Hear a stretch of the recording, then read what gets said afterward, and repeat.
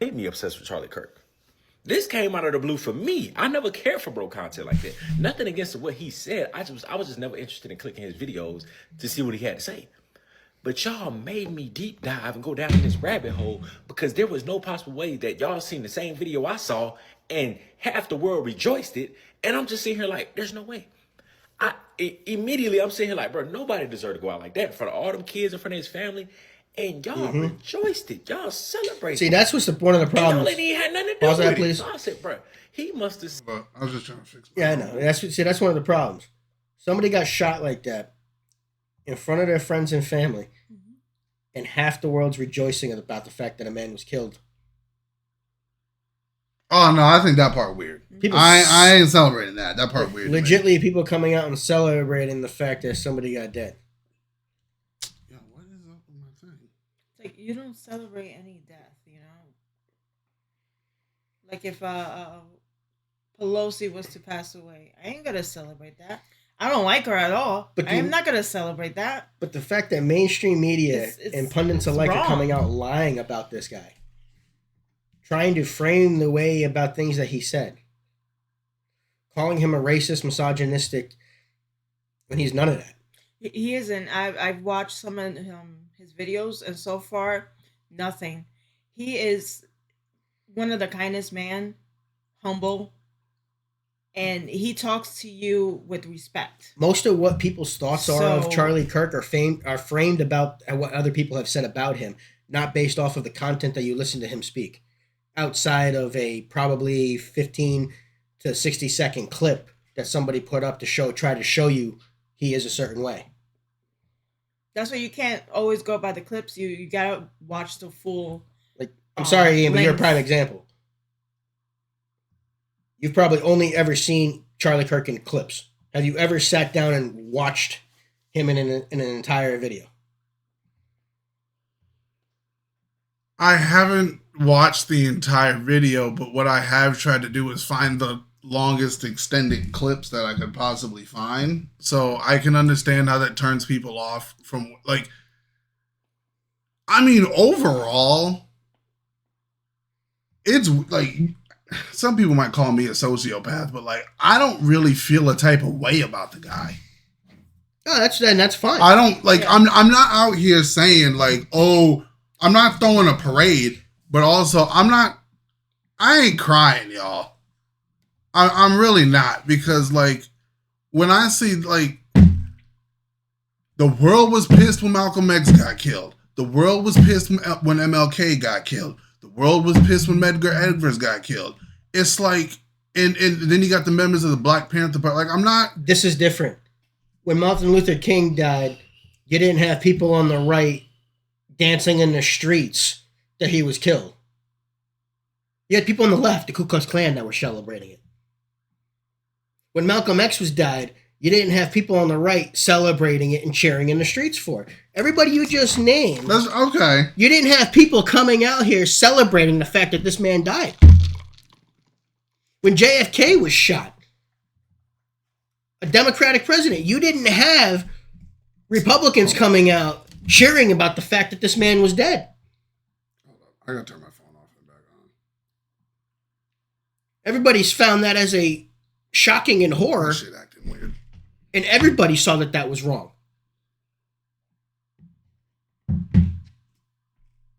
It's not that you care one way or the other. It's the fact that you should be able to say, this is wrong.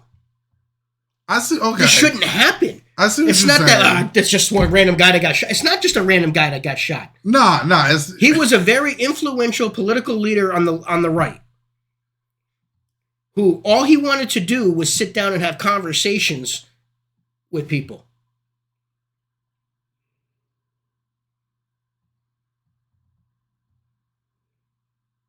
Do you? I mean, I'm not. I mean, I get what you're saying. The one. I'll say this: the biggest part that I can agree with the man on is that if you lose freedom of speech, you lose everything. That part I can agree on. I'm all for the freedom of speech aspect. But we also have to remember, freedom of speech doesn't equal freedom of consequence. You're allowed to say things, but you're not allowed to get upset at the fact when something happens to you for what you said. Like everybody getting pissed about Jimmy Kimmel getting fired for what he said. You're allowed to say things. But there's consequences. But how come people didn't? Where was this outrage when Roseanne got fired? When Megyn Kelly got fired? When Tucker Carlson got fired? Okay. Where's the outrage for that? So if we want to bring it to there, the thing that I get it, you got consequences and stuff. I get that. The main reason why I'm kind of tight about the Jimmy Kimmel thing is because you had the dude on Fox, the Brian guy. I forgot his last name, but the guy Brian on Fox, I think like Killmate or something like that. Dude said homeless people should be killed. He said homeless people should be involuntarily lethally injected, and he didn't get fired for that. I don't remember seeing that. I never. Seen So that to me, like you can't do that. You calling for people to get killed. You can't go on late night and sit there and actually lie about what happened, disgrace an entire family, and then when advertisers say you lied, you need to apologize. Say no, I'm going to go double down. I'm sorry. You're bringing up an abstract thing to try to okay what a big personality said. Who the hell? You even said it. Brian, I don't even know his name, said this random thing on Fox. So okay. You see what I'm saying? Okay. So like I'm not disagreeing with you. Like you got like your words got concept. That's not where I'm disagreeing. No. You're saying you're tight about Jimmy Kimmel getting fired because of some random thing that somebody didn't get in trouble for on Fox. No. What I'm saying is like seeing as what Kimmel said. Like, if you want me to be honest, I don't think what Kimmel said was that bad. I don't think what he said about Charlie, I don't think he said was bad about Charlie. He lied. He gave wrong information. He said it was a MAGA person that killed him. Do you know how insulting it is when it is clearly somebody from the left of that political ideology shot and killed a man in front of his wife and kids?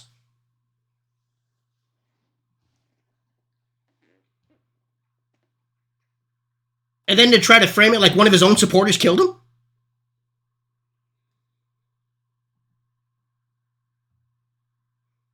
So you're saying, okay. You can't see how that's going to upset some people?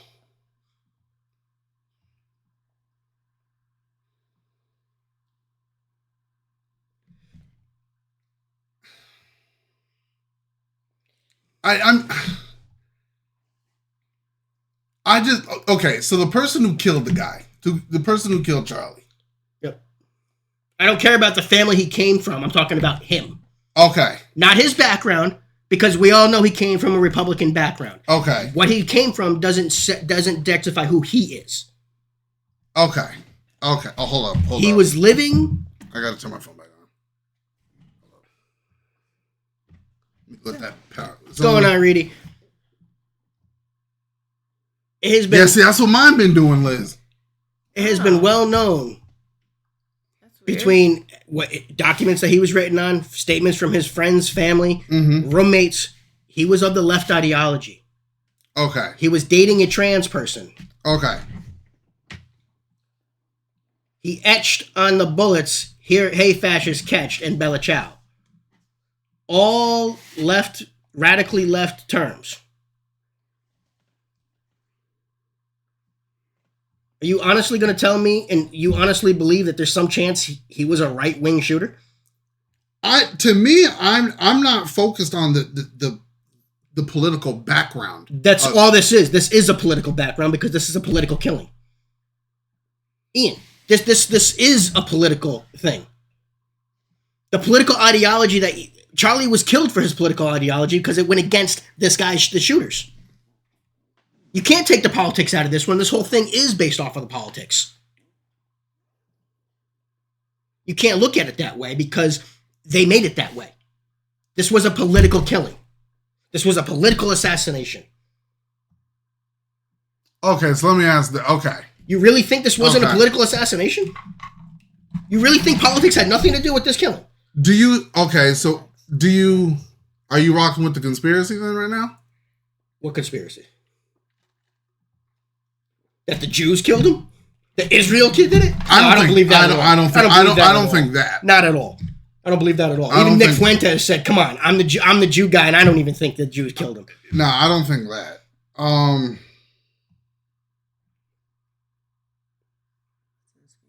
Yeah, my shit don't want to work. It's weird.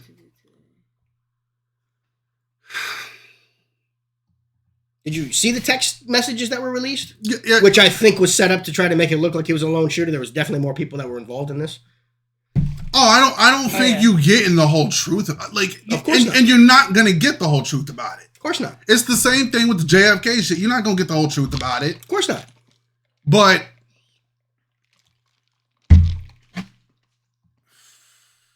I just think the left versus right thing gotta stop. It does, but this escalates it. It Who on the left has been shot at or killed? What major figure on the left has been actually attacked in the way that Charlie was?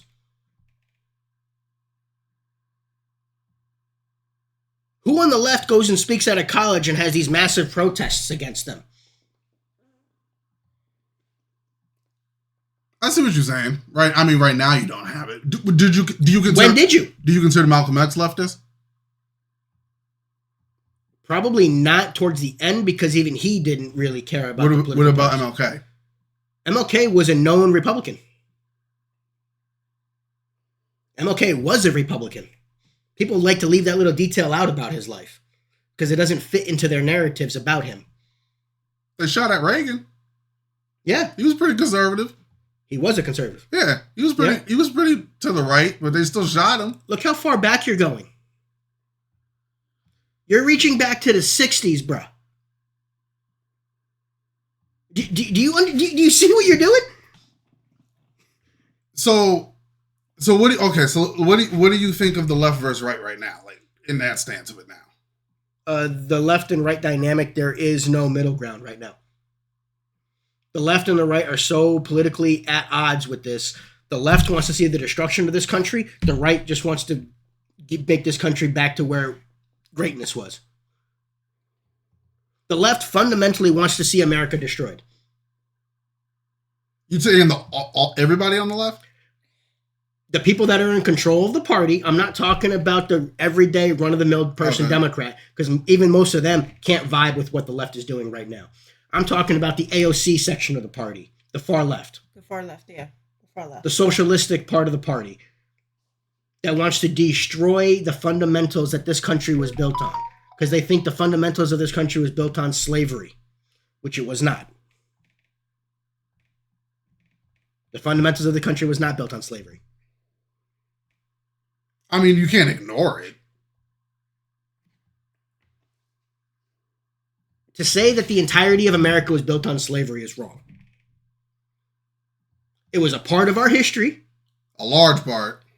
Obviously. Yeah, it's a large part. But I'm talking about the fundamentals. When you say fundamental, do you mean like freedom of speech, Second Amendment, stuff exactly. like that? Okay, so I'm you're saying talking about the Constitution. fundamentals, the Christian Judaic values that this country was built out of. Okay. Slavery had nothing to do with that.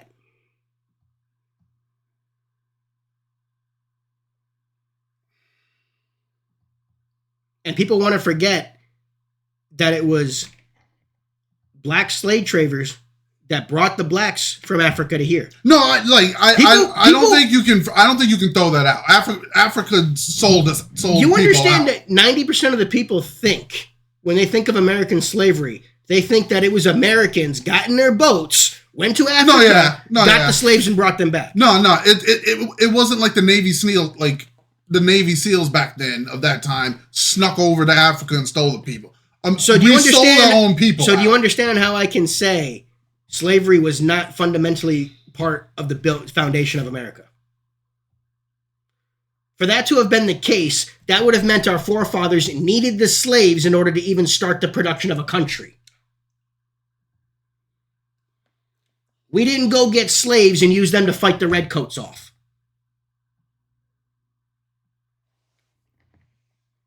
I get you. And trying to escape England. I get you. and trying to say. So I feel you on that. Let me ask you this: using slaves to build up the economy at the time of the world. Okay. Where at that time in the world, show me a place where there wasn't slaves. I get what you're saying. And again, it's not just black people that were slaves. People forget the Irish. Let me ask you this: the Italians. Do you think it's a radical question for black people to question the Constitution? No, it's not, because Frederick Douglass even said, if all men are to be created equal, you either live by that or rip up the Constitution. So I agree with you on that. That was written at a time when black people weren't even considered human. We were property. You're right. That's where the 3/5 compromise and everything else came into it. But again, isn't that when Abraham Lincoln came in? Right. Were we perfect? No. But where are we at right now? You in spooky times right now. No, we're not. Listen, hang on. Bring it back. Okay. What rights do I have that you don't? What can I fundamentally do in America right now that you cannot as a black man?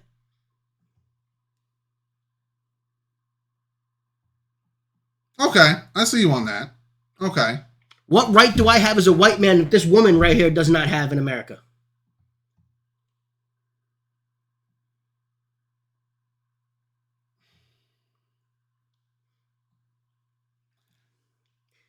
I could say, I mean, I know it got put back. What has been talking about? The world, bro, the world. Can you say abortion there? I'm questioning, can you say abortion there? Depending on the state that you're in, can you say abortion there? That would be a right a woman has that I don't have. I said a right I have that she doesn't have. But if you're telling women that they can't have abortions, you're telling women they can't kill a life that they actually accepted into their body. You're not telling them that they can't end the life if it's going to end their life. What states are doing, and this is what fundamentally people don't want to understand because they don't want to see it this way. A woman who consensually decides to have sex, willingly accepts that into their body, a state is now saying you don't get to kill that life because you accepted that into you. Okay, now what if it's for a woman who's raped? There's already exceptions for that in a lot of states and in a lot of these laws that they don't want to talk about. Okay, now correct me if I'm wrong. I got no problem being correct. I know it's a clip. Guys, I wish I could see my Rumble right now. My shit acting up. I don't know what's going on. So. I don't see any messages. We only see that. So I'm living through Liz right now.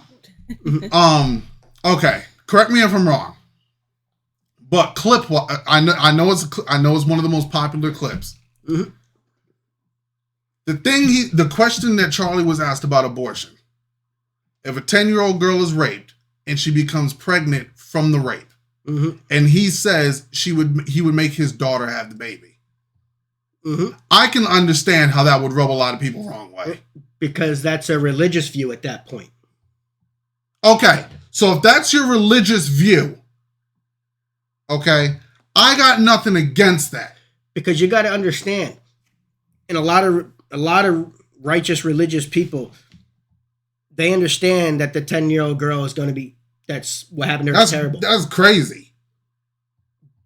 But the child that was created didn't have a say in that. I see what you're saying. That's what they're still seeing, that yes, that's another life that was created. That's still a life in the eyes of God. Okay. I'm not arguing the religious aspect. I'm just saying at that point it becomes you're talking about fringe situations where they have to be decided on case by case basis. Like let me get in the camera view. There are some families that would again terminate that life because of what happened to the child. And then there's other ones that would be like, we're gonna have this child. Not out of respect for the rapist. You understand? It's not because of for the father that. No, I do. I just out of respect for the life that was accidentally created. I get what you're saying. It's not out of respect to the father. Like fuck the father who raped the 10-year-old. It's because all life is precious. I get what you're saying. No matter how it was created, all life is precious. I get what you're saying.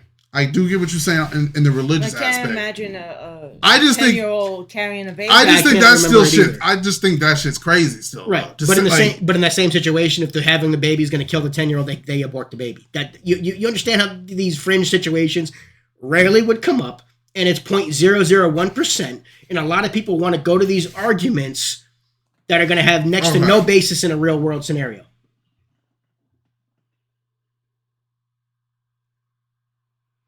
So we're getting caught up in these fringe arguments based off of these fringe items that'll happen 0.01% of the time. I think you got to look at them though. You do, but what about the 99% of people that are just having abortions just to have an abortion because they don't want to have a baby? They're using it as contraception. Okay. So we should allow all 99% because of the 0.01%. Okay. This is the way this is the way I see the abortion argument. Okay. I don't give a shit what your religious view is. Everybody got freedom of religion. Everybody got if you Jesus Christ God and all that's your business. But under our Constitution, every human being has the right to life, okay, liberty, and the pursuit of happiness. So the right to life. Okay. So the part where you lose me a little bit. If my girl gets pregnant, okay? If my girl gets pregnant. You have a girl? No, I'm hypothetical. Right? If my girl gets pregnant, okay? Yeah. And she don't want to have the baby, okay? She doesn't want to have the baby. All right. Is there any medical reason why she doesn't want to have the baby? She just doesn't want to be a mom. There's no medical reason. There's no medical reason. She don't want to have the baby. Mm-hmm. Okay? I won't even say my girl. Say I went out for a one-night stand. Okay? I hooked up with a chick. We have no ties to each other. We met at a club or something. We got a little tipsy or something. Yep. We ended up hooking up. Okay? Yep. I had no intentions of starting any kind of relationship with this woman. Okay. She gets pregnant. Yeah. Okay? She don't want to have the kid. Okay. I'm not ready to be a father either. Okay. A condom can break. Yes, it can. Okay. So now you want to murder a child because you're not ready to be a father and she didn't want to have the baby. What I'm saying, I'm not saying like murder. That's not what I'm consciously trying to say. But that's what abortion is. I'm trying to say like, if she's choosing to have an abortion, I just don't see what business of the government that is. I don't care what Joe Schmo's opinion, what Charlie Kirk's opinion was down the street. And again, I'm talking about the government. Is she waiting until she's 8 months pregnant and deciding to do it? Or is she doing it the second after you guys were together that next night? Is she finding out, oh, I'm 6 months pregnant and I don't want to have the baby? Do you see how these scenarios where you have to have all these dissecting lines line up? Because even the most average person can understand up to 15 weeks. Okay. Once you get outside of that, it's murder. Okay. And a lot of people won't even give you that, but I'm willing to go up to the 15-week mark. Some people think before 6 weeks.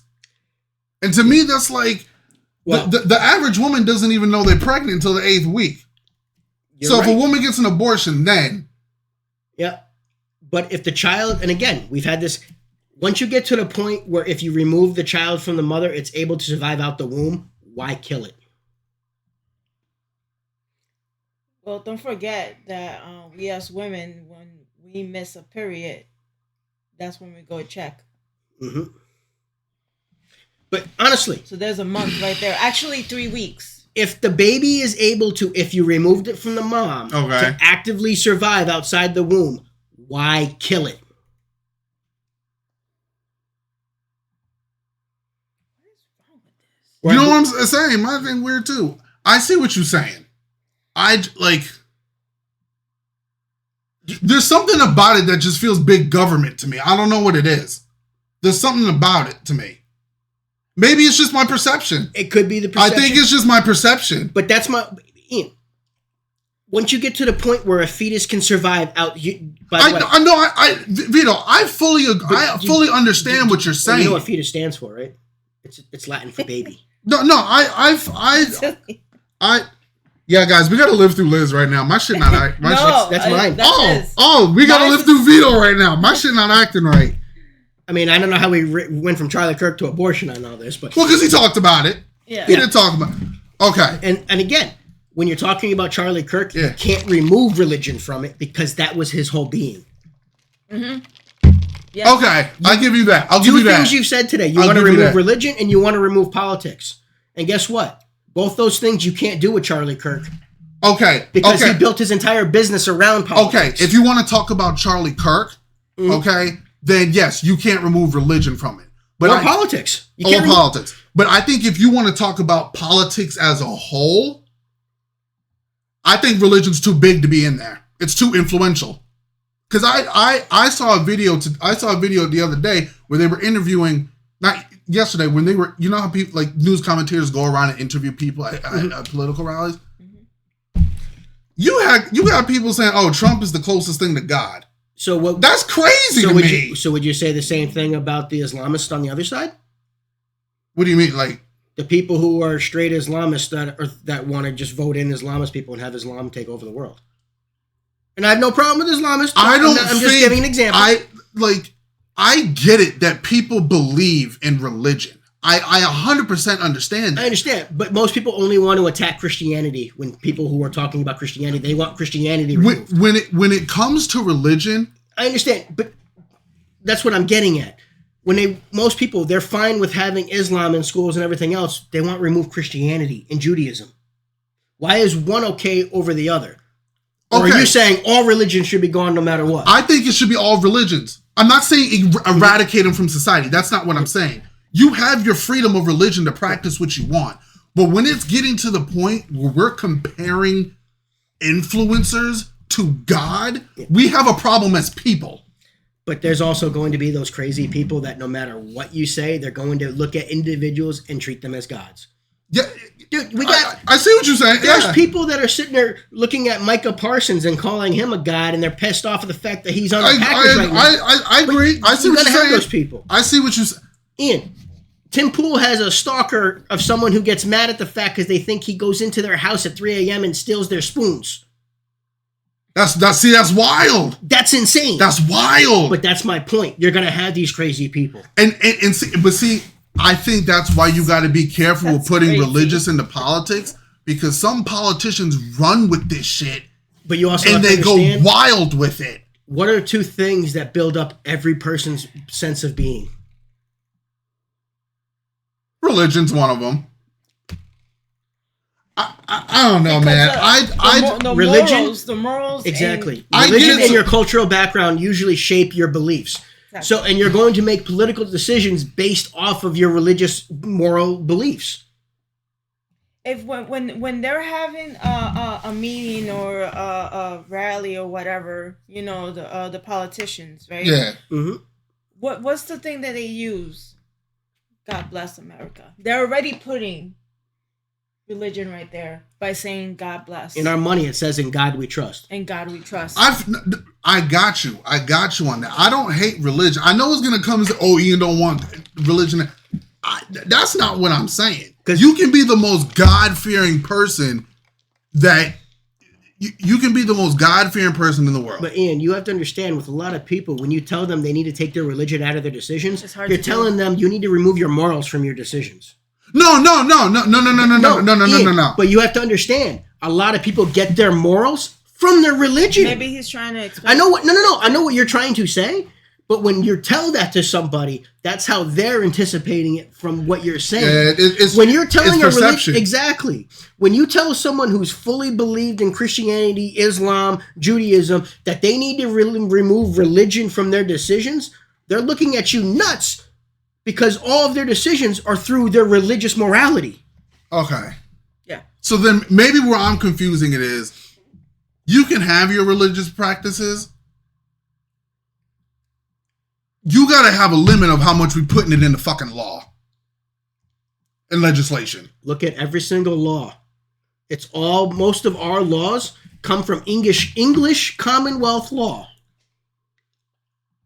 which are based in Christianic judicial values. All the laws that we write most of the time are from a Christianic Judeo value.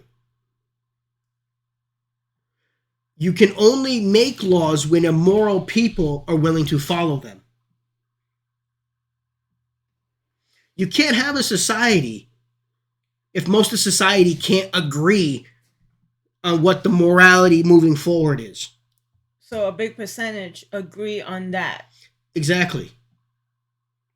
It's based on the biggest percentage there is.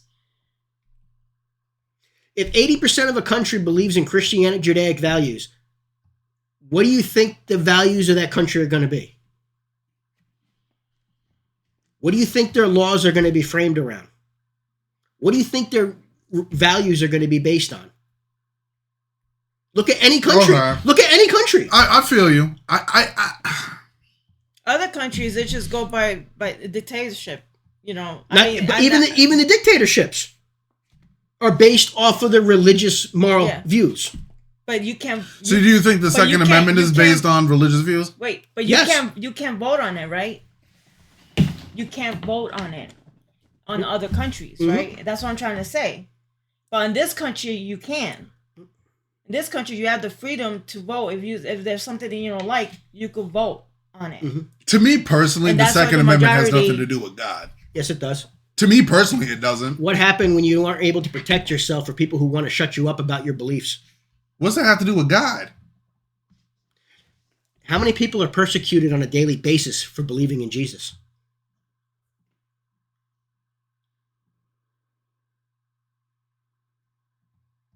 Okay. That's what happened to Charlie. Charlie was murdered for his belief in Jesus. Yeah, and he was how you call it? What's the word he used? He was surrounded by that. That he wanted people to. He wanted to be known that he was he was a Christian. He was a Christian. He had that big faith. I'm sorry, I just no disrespect. I feel like Kirk tribute taking up all the bandwidth. It probably is. Like, bro, I'm trying to see my people. I feel like it's like mine not working, so I gotta live through these guys.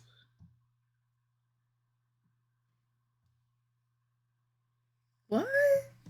See, to me, you read that? Yeah, see, to me, that's weird. You shouldn't be. No human. That's on Earth weird. Should be worshipped. There is there is no human on Earth. When you got people out here, I pray to Donald Trump. I'm like, bro, stop. No. Stop. That's when you're going too far with me. What you should be saying is, I'm praying to God to guide Donald Trump. Now, that's one thing. You can say that. Now, let me... Because you want God to be guiding Donald Trump. What do you feel about, like... I was surprised that the amount of people, like Candace Owens, Tucker Carlson, Megyn Kelly, like Ben Shapiro, Nick Fuentes, Ted Cruz, they got pissed at him. Yeah, who? At Trump. They got pissed at him this week. Oh, but the hate speech thing, yeah, because I don't agree with that either. That, to me... No, you can't classify speech. When Trump got out there and said, for you to say, say something negative about me, that should be illegal? Yeah, no. Guys... No, that's a problem. I don't agree with that. When I saw that, I'm not even gonna lie, I got scared. Yeah. I got fucking scared, Vito. So how come you weren't saying it when AOC was saying it? What do you mean? She wanted people banned off of social media. I'm not for that either. She wanted Alex Stein fired for calling her a big booty Latina. No, I'm not cool with that either. I understand you getting scared. And one thing that got me wild. But Ian, it's because he's the president. That's why. I know. I get it. I get what he's saying. For the past 15 years, everybody on the left has all they've wanted. Anytime somebody disagrees or talks mean to them, have wanted them banned or gone.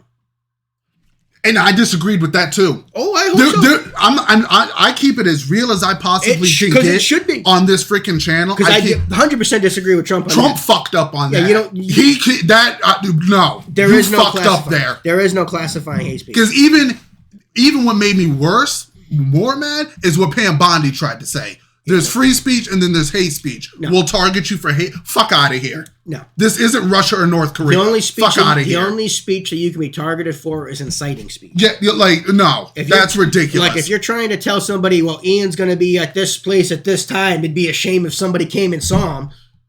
Like, yeah, that is insane and what's illegal. Like that. But if somebody wanted to call Ian like a four-eyed freak, yeah, that's it. Like that'd be insane. But like, to me, like, not only did it scare me, but I was like, bro, that's narcissistic as shit. Well, Trump is a narcissist. We've always but like, that's crazy to say. For you to say anything negative about me, you should be locked up for it. Did he say it like that? I don't know if he said it exactly like that. Well, he said, I think. Let me pull it up. The context matters, and let me pull it up. Yeah, because that would be crazy. The way he fucking said it, it was like, bro, you for Ted Cruz to say Trump, chill out. That's crazy. YouTube gonna have it?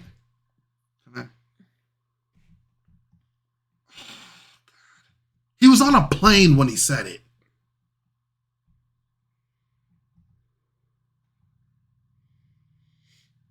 Is this it? There's been a lot of talk about free speech this week.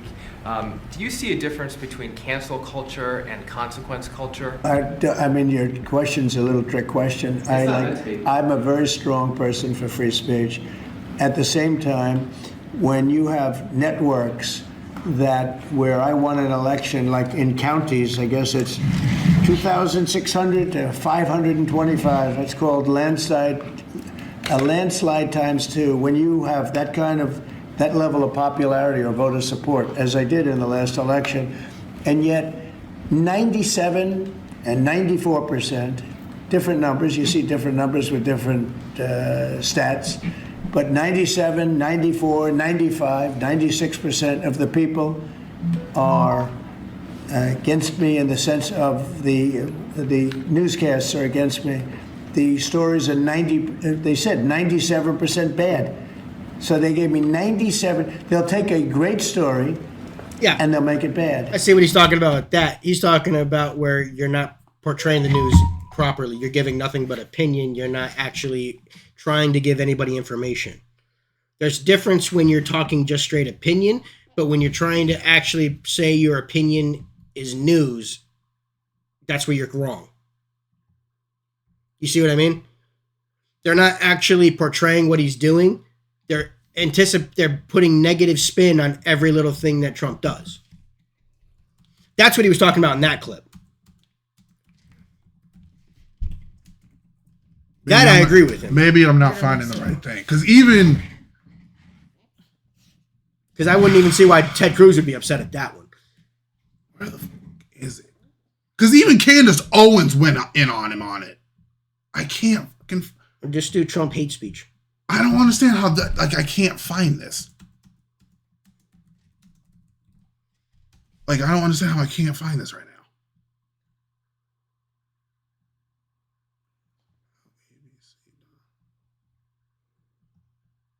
How is this not findable right now? Just search Cruz calls out Trump. Because if he called out Trump, he would have said it would have been up. Ted Cruz.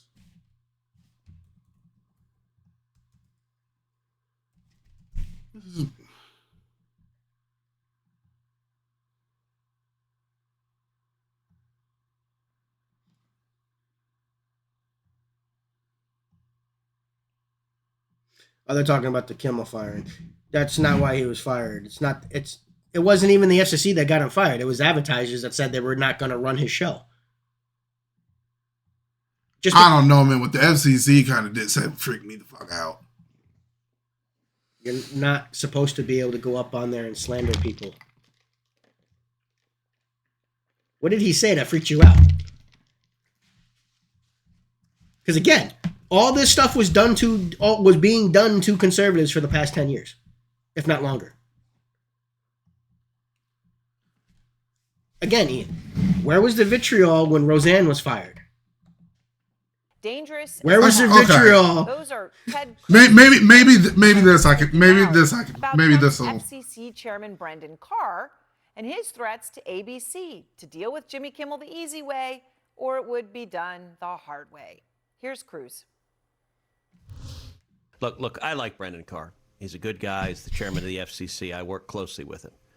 But what he said there is dangerous. Yeah, that was a dangerous comment. 'Cause you shouldn't be saying the easy way or the hard way. We can do this the easy way, or we can do this the hard way. Yeah. And I got to say, that's right out of Goodfellas. Yeah, that was stupid. That was crazy. Yeah, that you don't say. Coming into a bar going, nice bar you have here. It'd be a shame if something happened to it.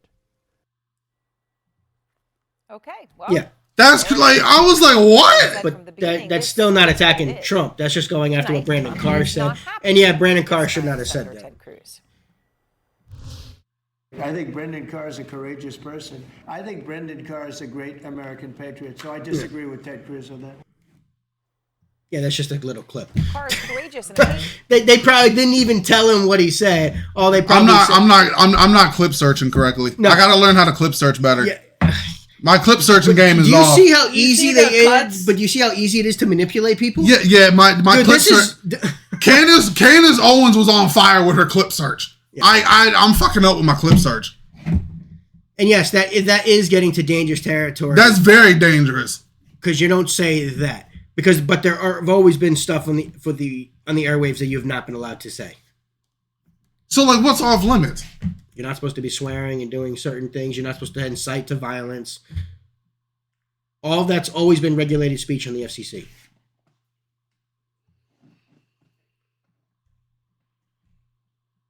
Okay. And I think those two, yeah, because kids watch TV. Just like in smoking in beer commercials, you can't be smoking or drinking inside the commercials.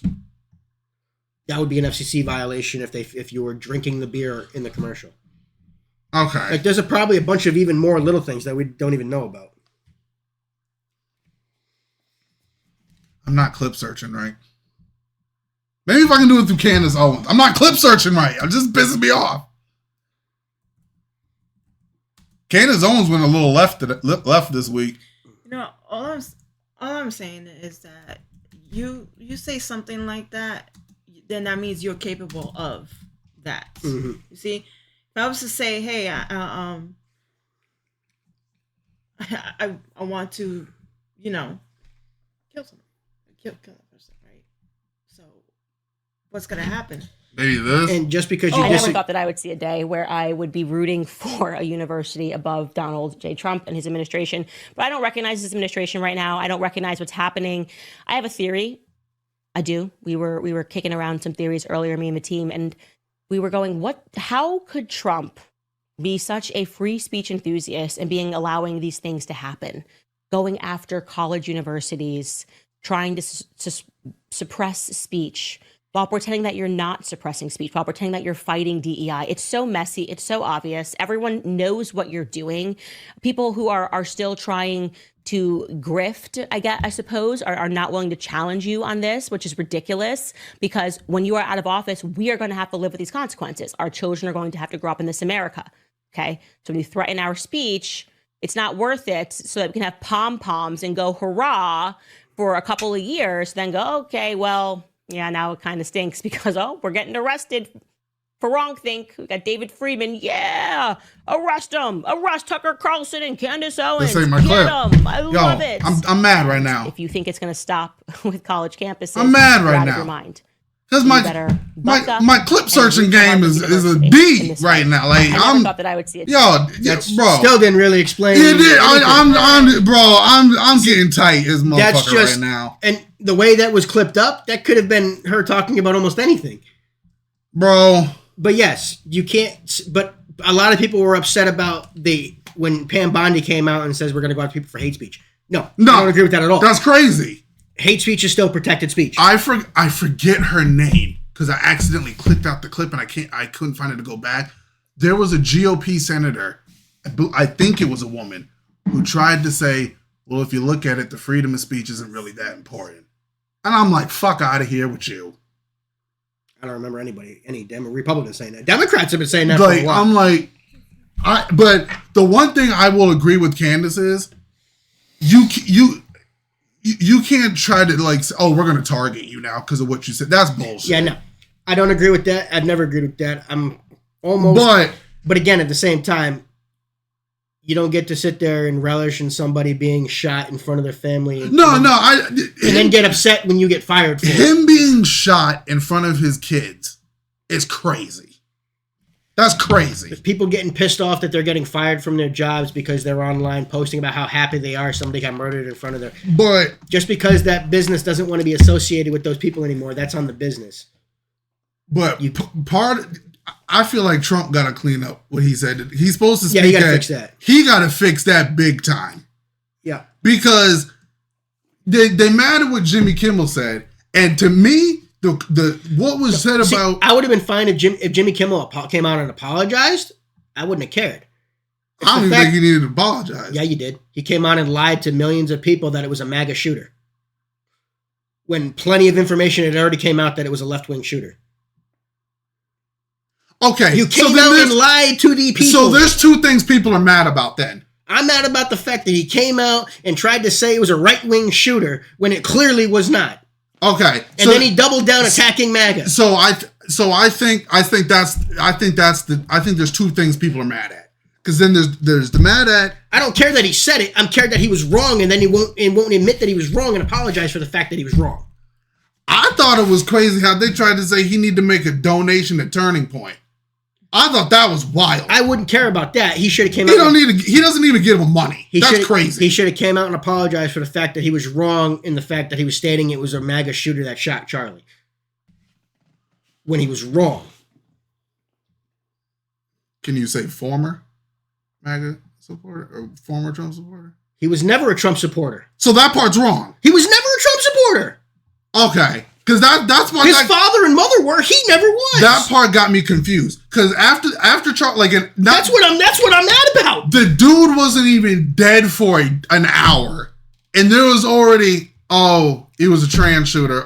He was a MAGA supporter. I'm like, so what the fuck is he then? He was dating a trans. Okay. He was dating a person transitioning from male to female. Okay, so that's true? So he was a gay man. Yes, that was his roommate, they were saying. Yeah. He kept texting in the text they released. They kept calling him my love. So what you think about this? You said that you think the text messages are I think they were staged to make him look like he was doing it by himself when it was clear. I don't think he did all this shit by himself. No, there was definitely people involved. Tim Pool's even showed that over 10 accounts have already posted prior to it happening. Look what's going to happen tomorrow. Bro, dude made this shot from that's 2 football fields. That's not as hard as you think it is. Dude. Yeah, there's plenty of people that shoot. A bolt action rifle, you could go. Yeah, that's true. We could take you to the training. Yeah, no, you're right. 3 hours of training, you could make that shot. You're right. You got a point there. And again, Tim even said it, well, with the nerves and everything, if the kid had a month of shooting. He grew up in a conservative family where they went hunting. Yeah, the kid knew how to shoot. Yeah, the kid knew how to shoot. Yeah, I feel you. 200 yards is nothing. I feel you. I've watched so many different snipers break this down. Yeah, 200 yards. If I had practice, a professional sniper at 200 yards, that's nothing. Would have been I could put it in whichever nostril I want. Yeah, you got a point. You got a point on that. The fact that he wasn't accounting, the scope was zeroed in for 100 yards, and he wasn't accounting for the drop. He was aiming for his chest and hit him in the neck because he wasn't accounting for the drop. But personally, the way I'm perceiving it, and I think me and you kind of just at the beginning of this kind of established perception is a heavy aspect. So it is. Correct me if I'm wrong. I don't think Trump is mad about what Kimmel said about Charlie Kirk. I think Trump's mad about what Kimmel said about him. True, but you realize that Trump isn't the one that made the decision. No, okay. He wasn't. He didn't even know about anything until people were questioning him about it. People think he got on the phone and called up ABC, get Kimmel off the phone, off the air. That's not what happened here.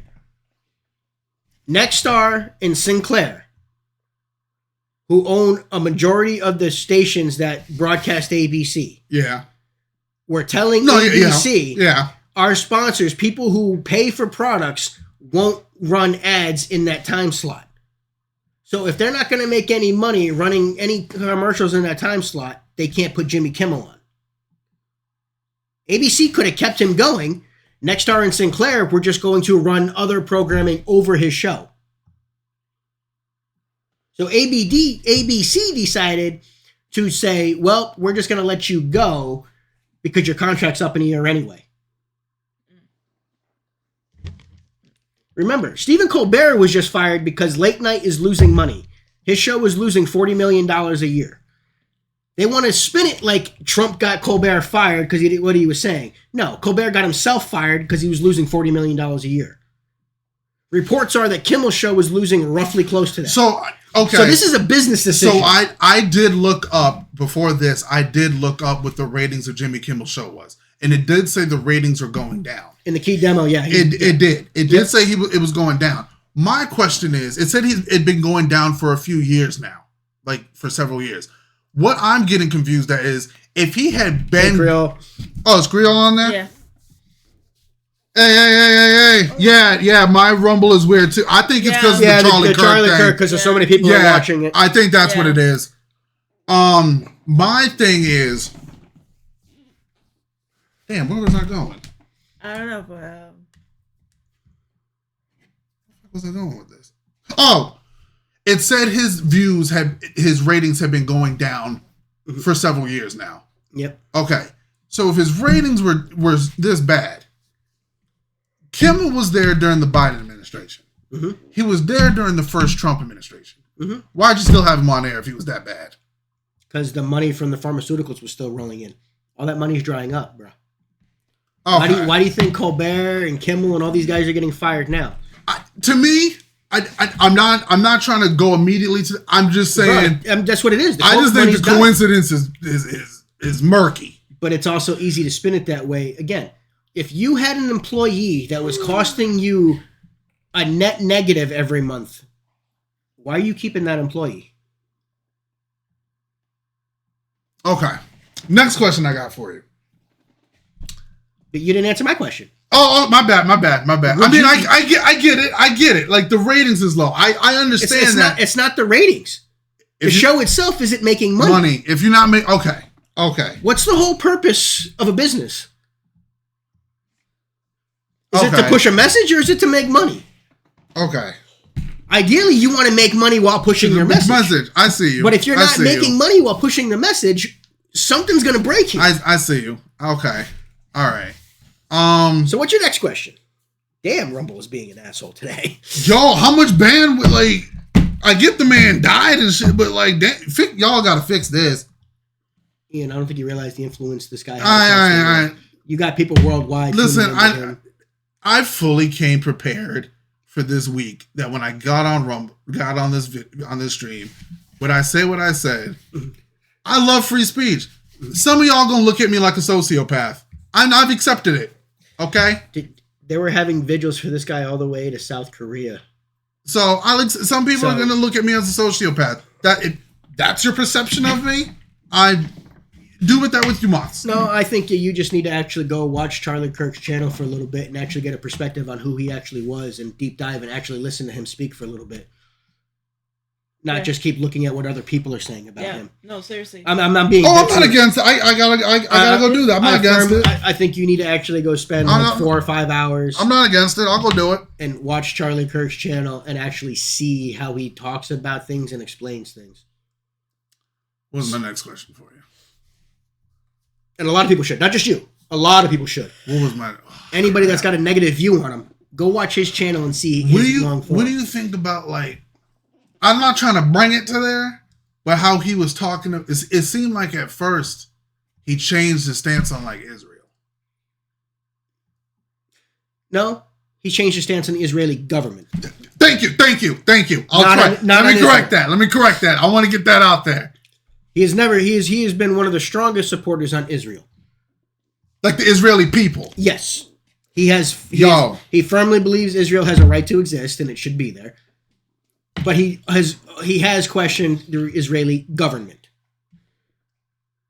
because I saw a clip on how he was like looking up. He was like, I got to be careful on how I say this. Yeah, because again, you're criticizing a government. Now, but there's a big difference between Israel and Israel, even though people want to conflate the two. Not you. I'm saying people want to always conflate the two. Now, I know like the big topic, people have been like trying to connect this between like the war, like what's going on in Gaza. How you feel about what's going on in Gaza? That shit's dark, man. Yeah, but everybody wants, well, not everybody, but a lot of people want to keep blaming Israel when you got Jordan right there, you got Egypt right there, you got all those other countries. Why is it all on Israel? You got none of these other countries letting these people in. Why? Like, am I going too far down the rabbit hole, or does it feel like the Israeli government is like killing motherfuckers? No, they're killing terrorists, and in war, collateral damage happens, and it's sad. But again, you got Egypt, you got Jordan, you got Syria, you got all these other countries right there that refuse to let any refugees or any of these people in. But Israel shouldn't exist. Why don't we look at this whole situation and not just from one perspective? What do you think about Netanyahu? I don't know enough about him. I know he's probably way too old school for what things are going on now, but I know he cares about the Israeli people. Is he doing everything right? Of course not. No leader is perfect. No one ever will be. Do I agree with all of his decisions? Hell no. Of course not. Do you see a difference between him and Putin? Yes. What's your difference between him and Putin for you? I think Putin is more cold-blooded and ruthless. Okay. Netanyahu won't cross Trump. Okay. You know what I mean? Okay. So let me clarify. Putin would sit there and cut somebody down on live TV. He'd go out and shoot somebody in the head. Yeah. Netanyahu wouldn't. Kim Jong-un would do the same thing. Kim Jong-un. He had his brother killed in broad daylight. Kim Jong-un would walk out in the middle of the street and execute one of his citizens on broad TV and say, what are you going to do about it? Just like Putin would. Netanyahu wouldn't do that. Netanyahu cares about his people. Okay. All right. Putin cares about power. You see the difference? Netanyahu makes a lot of his decisions that he thinks is benefiting his people. Now, it seems to me that you got people from the left and the right in the United States, the left and the right, who don't like Netanyahu. Oh, yeah. Oh yeah. Now, because I'm trying to follow this shit as best as I can. Information be coming hourly. I'm trying to follow this as best as I can.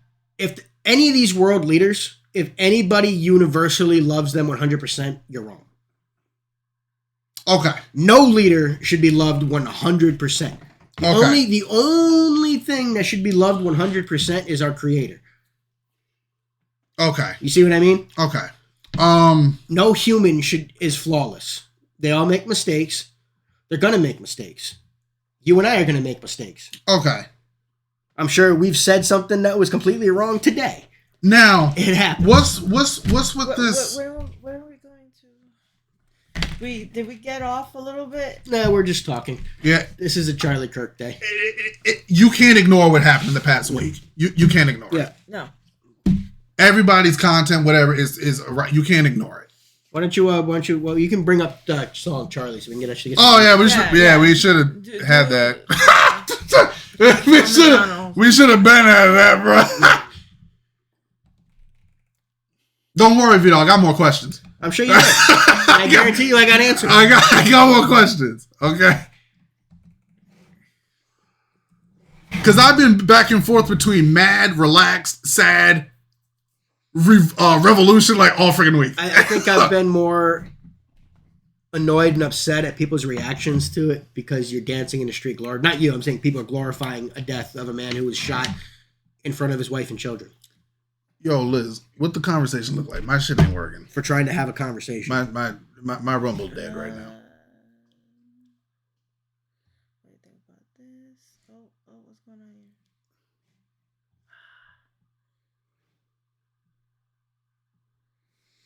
Looking frustrated about Rumble. I hope you react to. I don't know how many music reactions we're gonna try, y'all. Burn it down. So fuck it. I can't make it today. It's all good if you guys can't make it. It's We get all it. good. We get it. Cause whatever we talking about here, we putting it on our channel. Yeah, we putting it on the channel. we always do. We always do. Whether you like what we talk about or not, Okay. we're just talking. Okay. So, unfortunately, the conversation continues. We gotta talk about the uncomfortable. But has this been out a week yet? Yeah. Is It came out last Thursday. Oh yeah, 10 days ago. I was like, yeah. All right, so we're gonna do the Tom MacDonald Charlie. We're gonna continue this conversation that has been the entire live stream, and I had planned for it to be. But we can always agree on this, no matter what your political views are, whatever your beliefs are, nobody deserves to die like he did. Yep. Nah. Nobody deserves to be shot like that. Nobody should be dancing around and celebrating that somebody died. When I saw I was at work. Like, what kind of person are you being that way, you know? When I saw the shit at work, I was watching it, right? And I was like, they were trying to rush him to the hospital. Everybody was freaking out. I was like, there's no way. He's dead. Like, I'm and that's not me being happy, but I'm like, bro took a bolt action sniper to the neck. He's dead. Like, he's dead. But I think, to me, like, I get it's a college campus, and I get his whole thing was about, like talking to people. That amount of people that's in the area, what you got to do now, when people do that, you got to secure them shits.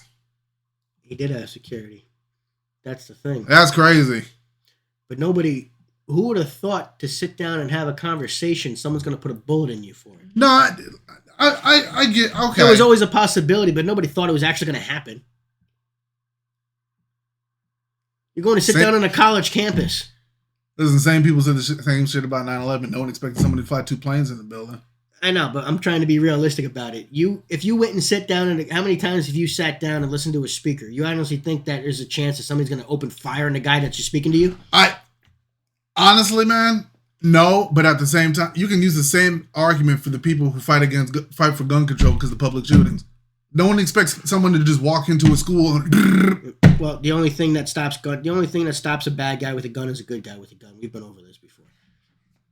Taking the guns out of good guys' hands doesn't stop the bad. Oh no, yeah, I'm not for suppressing the second.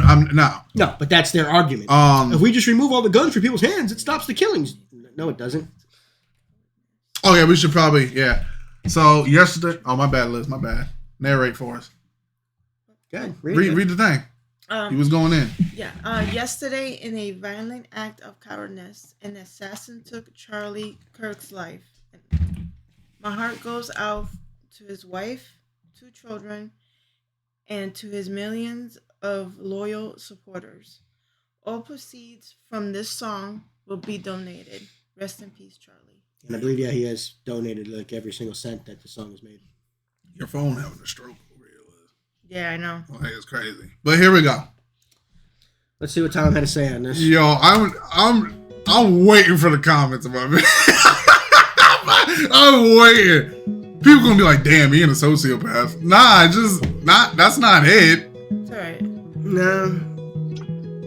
I just think you need to watch his content. Shot down and he was barely 31. Another woke coward took a life with a gun. He left behind a wife and a daughter and a son. All he did was try to speak for all of us. And I'm so tired of the hatred and the narratives. The patriots ain't dangerous, woke people are the terrorists. They shot and killed the father, sent a message to Americans. They ain't gonna stop until they bury us. Dear Charlie, I don't know if you can see us now, but if heaven has a window, I sure hope you're looking down. Cause we ain't going quiet, we gon' scream your name loud. And you're gone, but I swear to God that we gon' make you proud. We ain't backing off or giving up, I'll preach what you taught me. They may have killed a soldier, but that man had an army. This is far more deep than some political parties. And you can't kill freedom, so this one is for Charlie. This ain't the America that all our parents love, but good men try to keep making it great. Pray that God will take care of us, the system is failing us when good men die for the things that they say. And I can't just be quiet. So I gotta be brave, cause this is America. Lately it's scaring us, but one good man can change it all in a day. Killed in cold blood for having a discussion, and liberals are celebrating murder like it's justice. You didn't kill a villain or the evil that it comes with. You killed a father and a husband. And I'm so tired of the left and all the wokery. We can't get along if you just kill us when we don't agree. Sniper rifle fire from a liberal that no one sees. Scared I might be next to die when I'm just buying groceries. Charlie, we'll make sure your children know that defending all our freedom is why you aren't coming home. I hope heaven has a window you can watch your children grow and hear your message echo from below. And we ain't backing off or giving up. I'll preach what you taught me. They may have killed a soldier, but that man had an... Why is it that it's only everybody on the right that whenever they go anywhere, they have to make sure they have protection? I bet you now even Tom is making sure he goes everywhere with bodyguards because somebody might not like the music that he puts out there after what happened to Charlie. Tim Pool couldn't even go to the funeral today because of the threat assessment against him was too high. Oh, the threat assessment shit is getting out of control. Like Steven Crowder can't walk down the street without being attacked. Yeah, because he's like they're in the list. What I think is getting absolutely insane. But Ian, my point is, name me somebody on the left that has that same vitriol attacked at them if they're seen in public. Weren't people threatening AOC? No. No one's threatening anyone from the left. None. No. Calling her ABC, what do you think of the three levels of government? Nobody's gone up and actually tried to attack her or smack her or threaten her and attack her. Heckling from the sidelines is not being attacked. I'm talking about what happened when Senator Ron Paul was walking through D.C. with his wife when they were trying to attack and hit him. I'm not saying what was done to him was right. No, my point is, find me where this has happened to anybody on the left. Anybody. Just one. Just one. I mean, I feel like the we didn't disable chat. It's just the it's Rumble going. Rumble's a little wild. Do you see my point? I mean, show me one person on the left that has been attacked, beaten up, had a cement milkshake thrown in their face, shot at. What about the Democratic politicians who got shot in their home? By another Democrat? I'm just going to say it was still quiet. I get it because it wasn't by a right-wing person. I get what you're trying to say. Okay. That's what I'm asking you. And again, she was shot after she voted against the left.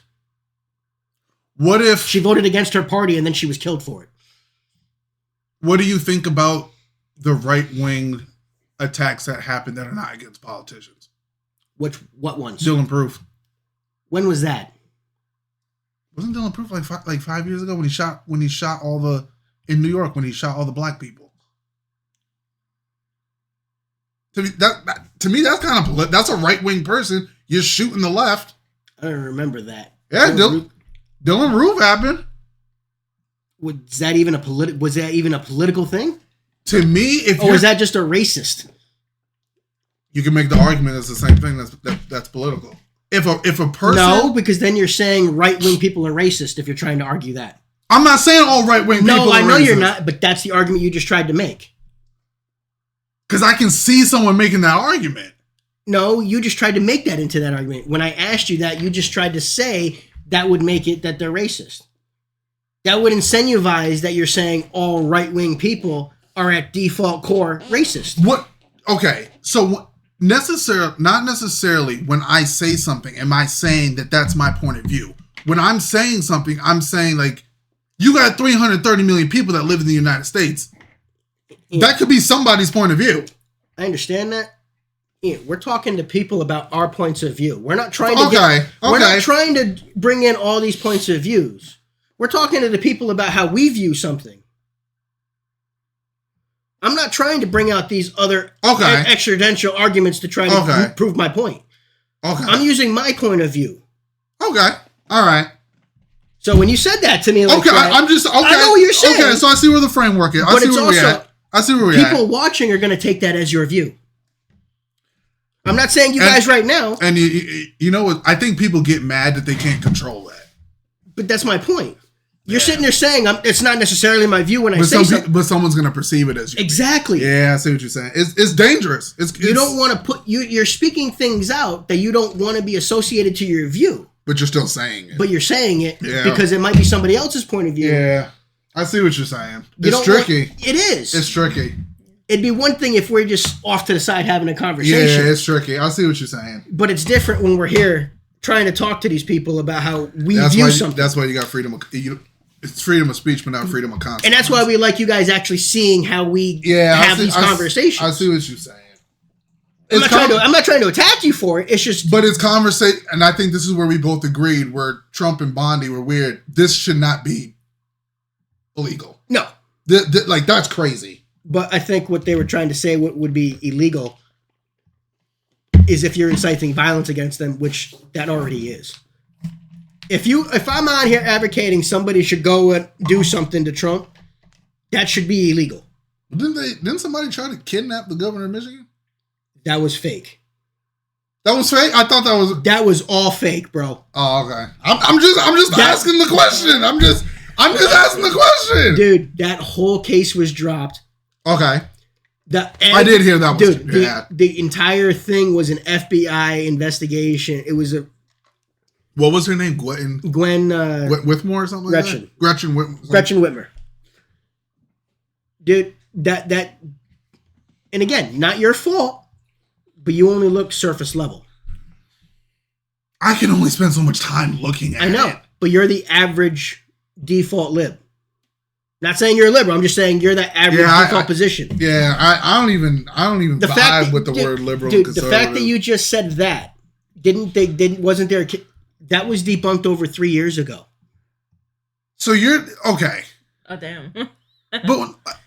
But that's my point. There's still people to this day that think the FBI, that right wingers tried to kidnap a sitting governor. Never happened. What about the dude who was in Pelosi's house? That was just a crazy guy. That shit was wild. Yeah, that was just a crazy guy. And again, you didn't see people out here. You had certain people, don't get me wrong. You had idiots celebrating, but you didn't have the majority of right-wing pundits coming out here saying he deserved it. Even Benny Johnson came out and said he hopes he has a speedy recovery.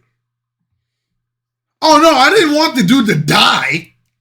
Like... But you see what I mean? I'm not like... But the Pelosi attack, you didn't have all these people coming out here dancing in the streets that he was attacked. That is... okay. That was a wild situation. Okay, so, all right. This is going to make it seem like I'm laughing at his death. I'm not. But I'm... Y'all really, like, threw a fucking parade. Yeah, they threw a parade. Yeah, let's This is far more deep than some political parties, and you can't kill freedom, so this one is for Charlie. This ain't the America that all our parents love, but good men tried to keep making it great. Pray that God will take care of us, the system is failing us, when good men die for the things that they say. And I can't just be quiet, so I gotta be brave, cause this is America. Lately it's scaring us, but one good man can change it all in a day.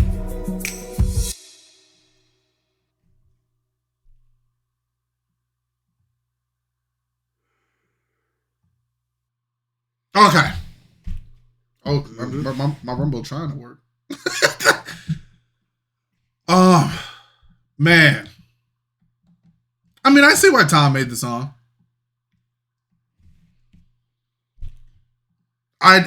Did you see how like much Civil War was trending after it happened? Oh yeah. I was like, y'all are crazy. You do not want war.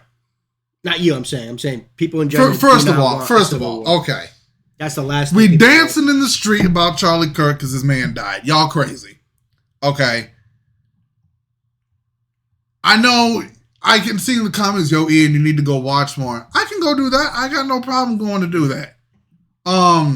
See, the problem is the people that say, no, I know who he was and I don't need to watch his content. Those are the people that are closed and aren't going to be able to change their minds. Now, the fact that you had people calling for civil war.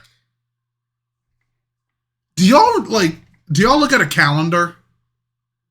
I would like y'all to look at the calendar, look at the era that we're in. please take a good consideration and look in the air. If anyone out there who is advocating for a civil war, something's wrong with you. You do not want something is wrong with you. People, you do not want war in the streets. It is 2025. 2025 is wrapping up because it's September. September. It is 2025. Civil War was when? 1861? 750,000 people, I think, approximately died during the Civil War. Okay, I looked this up.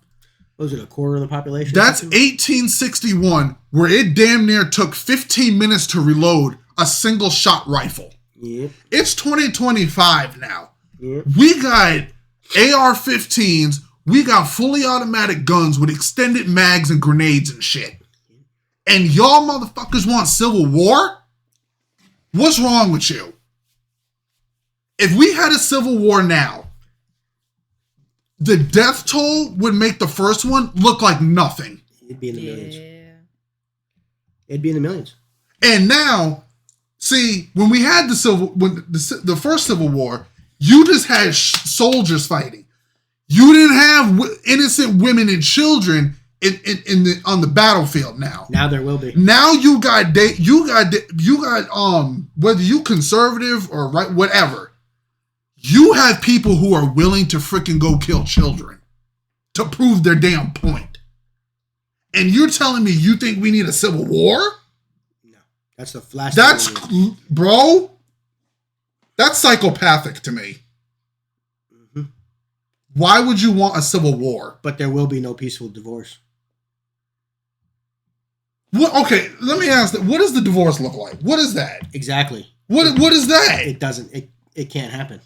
If we split the United States in half, what is that? It will never happen because certain states rely on other states for resources. It's not going to happen. So if you split the United States in half in a natural disaster, say for example, Texas goes, all right, we want to leave the United States. We're done with this. Okay, say you have a natural disaster and you don't have the funds to clean it up. Don't ask Washington for shit. You succeeded. Well, to be fair, that's a bad example because Texas is actually taking care of itself on a lot of that issues. That's one of the few states that actually. Okay, so maybe not, but if another state it happened to. Something that happened like in Germany, there was like a wall. I don't know if it was Germany or Poland. The Berlin Wall. Yeah. The Berlin Wall. Germany. Yeah. But like, if we have a divorce, say the United States, what are you a citizen of then? But that's what they want. Like if you live in New York, are you just a New York citizen? What are you a citizen of then? And you actually have people on the left that declare that America belongs to nobody. It's the world's land and that everybody should be able to come here. That's why we shouldn't have a border.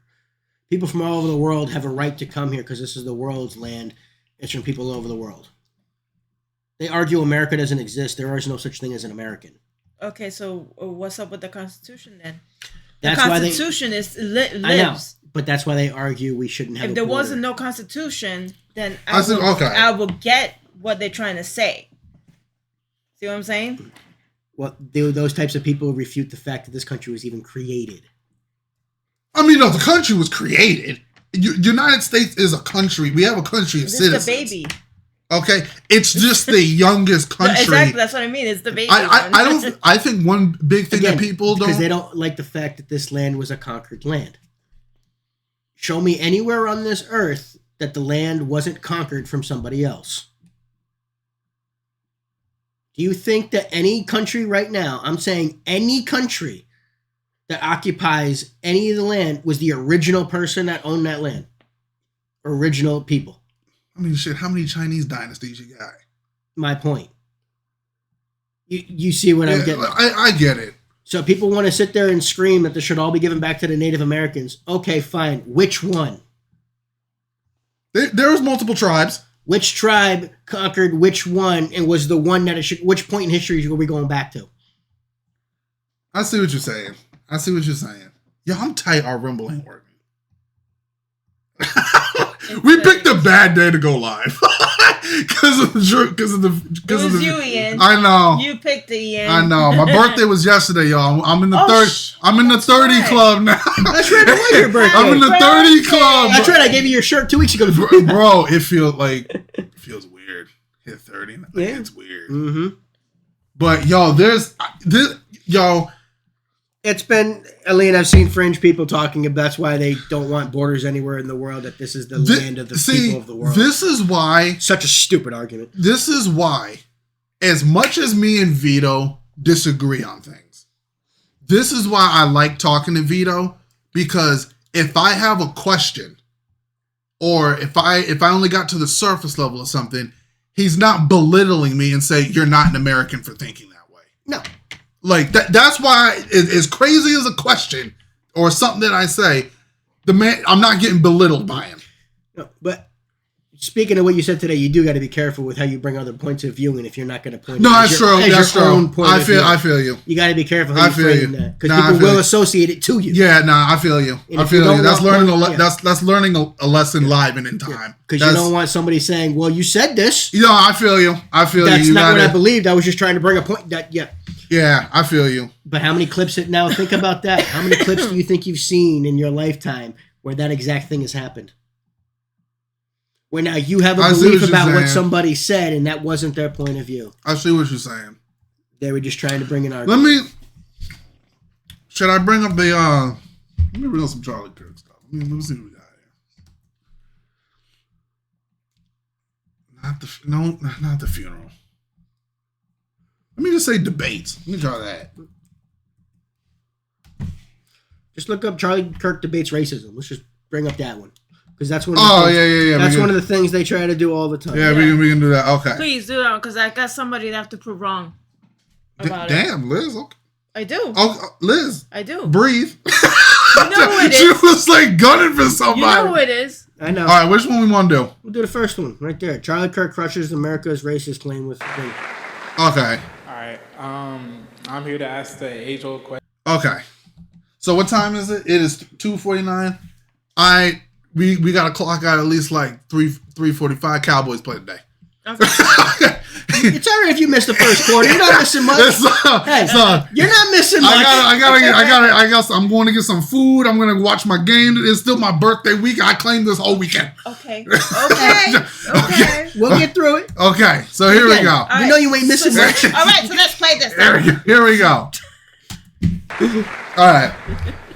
We're going. This is some Charlie Kirk. Age-old question, DEI. Okay, great. Yeah, give me your perspective on DEI, and because based on what I heard earlier, I feel like you don't think I belong here. Oh, because really? Why? How I am a black man, and because of DEI, I'm not qualified enough. Are you? To be here. Yes, I am. Okay, great. Then you belong. But why do I have to prove that to you? You don't. You brought it up. I didn't. Okay, but can you explain to me your position on DEI? Yes, people should not be in positions just because of the color of their skin. Hard stop. Okay, but do you feel like I'm here because I'm not feeling anything towards you, actually. Okay, I'm not prejudicing you. I'm not stereotyping you. I'm saying that it's a material. I'm not saying you are. I'm not saying you are. No, you are. You said I don't feel comfortable being here. You started with. I didn't say I wasn't comfortable being here. I said I feel like you made it to where I got here through DEI. So let's examine that. What have I said that makes you feel that way? When you mentioned how DEI is only just putting people of color and marginalized groups in spaces, even if they're fringe left, Alina. The fringe left has that position. That's exactly what DEI does. It's not a major left position. That's not all that it does. You're categorizing it as something it isn't. No, that's exactly that is the charter missions. That's not all. Okay, so diversity, equity. So equity is outcome based. Okay. Is about making people who are of different skin colors have the same outcome, regardless whether or not they are qualified. The best example we have of this is the Students for Fair Admission Harvard Supreme Court case, where black students, they could have a SAT score 300 points lesser than the Asian equivalent and still get into Harvard. That is DEI in practice. I believe when you're hiring for an organization or for a company or for whatever you are doing, you should prioritize merit and character, and race should mean nothing. We should build around things that matter and not things that don't matter. Okay. Yep. Okay. You have to also take into the fact that black people have only been able to completely legally be able to make profit for themselves for around 60 years. And this is no. Since segregation ended in 1965 and the Equal Rights Act in 1965, so what you're talking, I'm not hating on the brother. He didn't come prepared for it. No, he didn't. I'm not. Oh, Ian siding with Charlie. I get what Charlie Kirk is saying, but this young brother right here, bro, you didn't come. You're hesitating too much. You didn't come prepared for this. But has Charlie's argument been wrong? Do you disagree with his argument? I don't agree. I don't disagree with what he just said there. So right there, I don't think you should get a job just because you're black. No, I don't think you should do that. No. That's his stance on DEI. That's why they're calling him a racist. I don't think you should get a job just because you're black. No. He opposed DEI, so they call him racist. He just told you why he opposes DEI. What about that would be racist? I think after this one, you should go for slavery. If you want, see if you can find a... Equal Rights Act in 1965. All right, let's watch this one. What you talking? There's not... How did that... So let's talk about you. How did that impact you? How did something that happened 60 years ago impact your life? It impacts me all the time. How? What do you... Okay. You're at Texas A&M. You're doing great. Okay. Yes. Sure. Yeah. So aren't you a living example that all that's a bunch of nonsense and you could just act good and, you know, behave well and succeed? But there's also living examples of the exact opposite. If you look in the impoverished neighborhoods in certain parts of Chicago or St. Louis, there's black communities being thrown aside because they're not getting education. Thrown aside? Okay, yes, so aside. I think we can get somewhere. Why have the black community gotten poorer since the passage of the Civil Rights Act? Tell me that. Because of the way the culture has been perpetuated through the years. Hold on. Think about it. So they were richer when we were segregated and more racist. America's become less racist. What about Tulsa? Yeah, no one's going to defend what happened in Tulsa again. But let's talk. We're talking about a lot of different cities. We're talking about Chicago, Tulsa. But let's again. This is a very important. Okay, never mind. I don't think I have to find the other clip. I think he might actually be going into it. That Black America has gotten richer on average, poorer on average, since America passed all these anti-racist laws? I can't answer them. Okay, yeah. So do you think the fact that 70% of black youth don't have a dad around is probably pretty important? That's because of the culture. So respectfully allow me to interject. How does the white culture impact the fact whether or not a black dad stays around when he impregnates a woman? I'm not saying it's the white culture. What is it? The culture that has been perpetuated through the 200 years of slavery, the 100 years of segregation, and Jim Crow laws. The marriage, so I got to interject again. I'm sorry, I don't mean to interrupt too much. But in 1960, before the Civil Rights Act, 20% of black youth had a dad around. Now it's, 20% were single fathers, 80% had a dad around. It's been inverted. So we actually have seen black dads run away from their kids the last 60 years. Why is that? Because of the raised incarceration rates, because of the perpetuated culture. So how does one go to jail? That's obvious. I'm not answering that question. Yeah, so maybe it's because they committed crimes? Okay, but when you're forced it's not just this is old, this is in the past, this doesn't affect you anymore. Okay, so actually let's take a different group. How did the Holocaust impact Jews? They're doing pretty well. Well, because they got reparations, we didn't. How? What reparations did the Jews get? Through acknowledgement, through money, through we acknowledge slavery happened.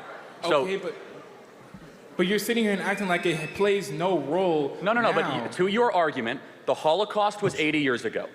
Half of all the Jews on the planet were killed. Everything they earned was taken. Jews are doing great. They're the wealthiest subgroup, racial group or ethnic group in America. If all of a sudden something that happened 80 years ago impacts your material prosperity, how did Jews defy the curve? How did poor Asians do so well? Why is it that Asians are now the wealthiest minority in America, many of whom came with no money in the 1950s or 60s? Because of the culture and opportunities that were provided to them. But you're not hearing me out.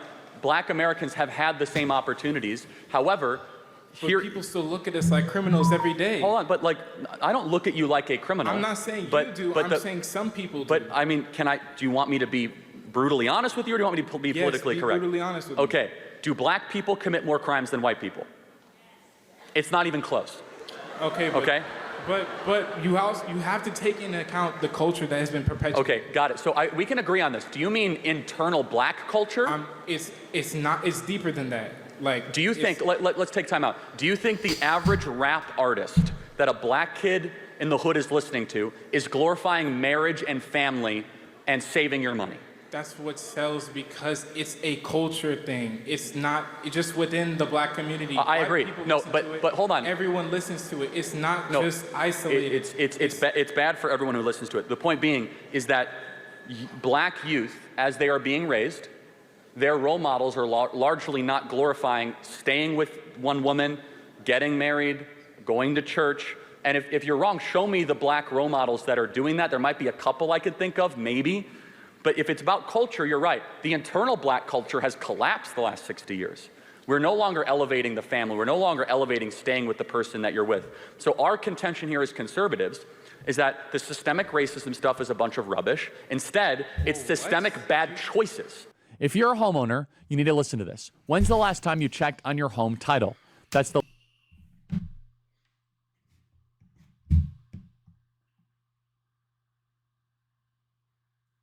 I can't really disagree with what he said. I'm trying to think of how I can. You can fast forward past the end. Oh yeah. We don't. This is just it's saying about the culture, and they don't change it Okay, up. They keep following the same thing over and over. If you want to succeed, you got to do a change. We've even talked about this on how mainstream music tries to portray an ideology that is just sickening people. Mainstream rap music just talks about sex, drugs, and alcohol. Yeah. Portraying a party life. And we talked about this before. And that stays into the culture, and then that's why they wanna follow that. How you expect to change? How you expect to rise up if you don't make a change? See what I'm saying? I don't know if Rumble's censoring or if it's just the... Yeah, I don't know what's going on. There's a lot of people that are tuning into the Charlie Kirk funeral. I think that's what it is. That's what it is. It makes sense. It's also a Sunday. It's the Lord's Day, you know. So,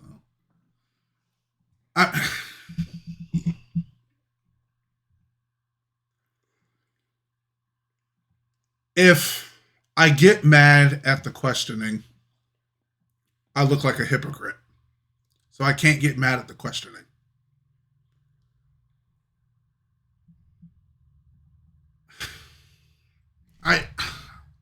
I'm trying to take emotion out of this.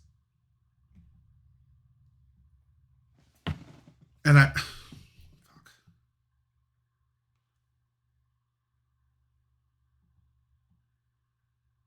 let me ask you, do you agree with everything he said? Is there any aspect about this that you don't like? Is there any aspect about what Charlie said that you don't like? No, I can't really say I disagree with any aspect of what he said. Okay. Is there any is there any aspect of this guy, the guy on the left, that you did like? At any point, did you think he was on a pathway towards at any point? No. I don't think he was towards a coherent pathway towards answering what DEI actually was.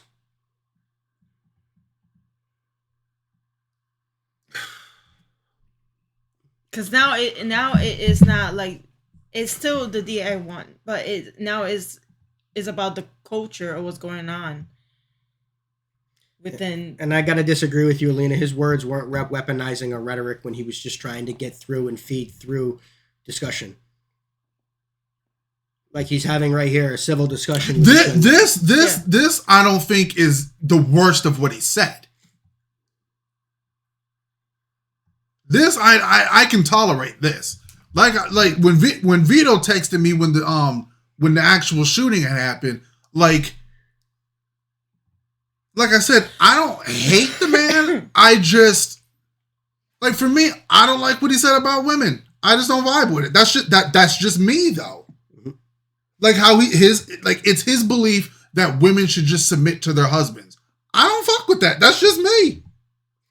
You're portraying a clip of when he's talking about from how the Bible portrays women.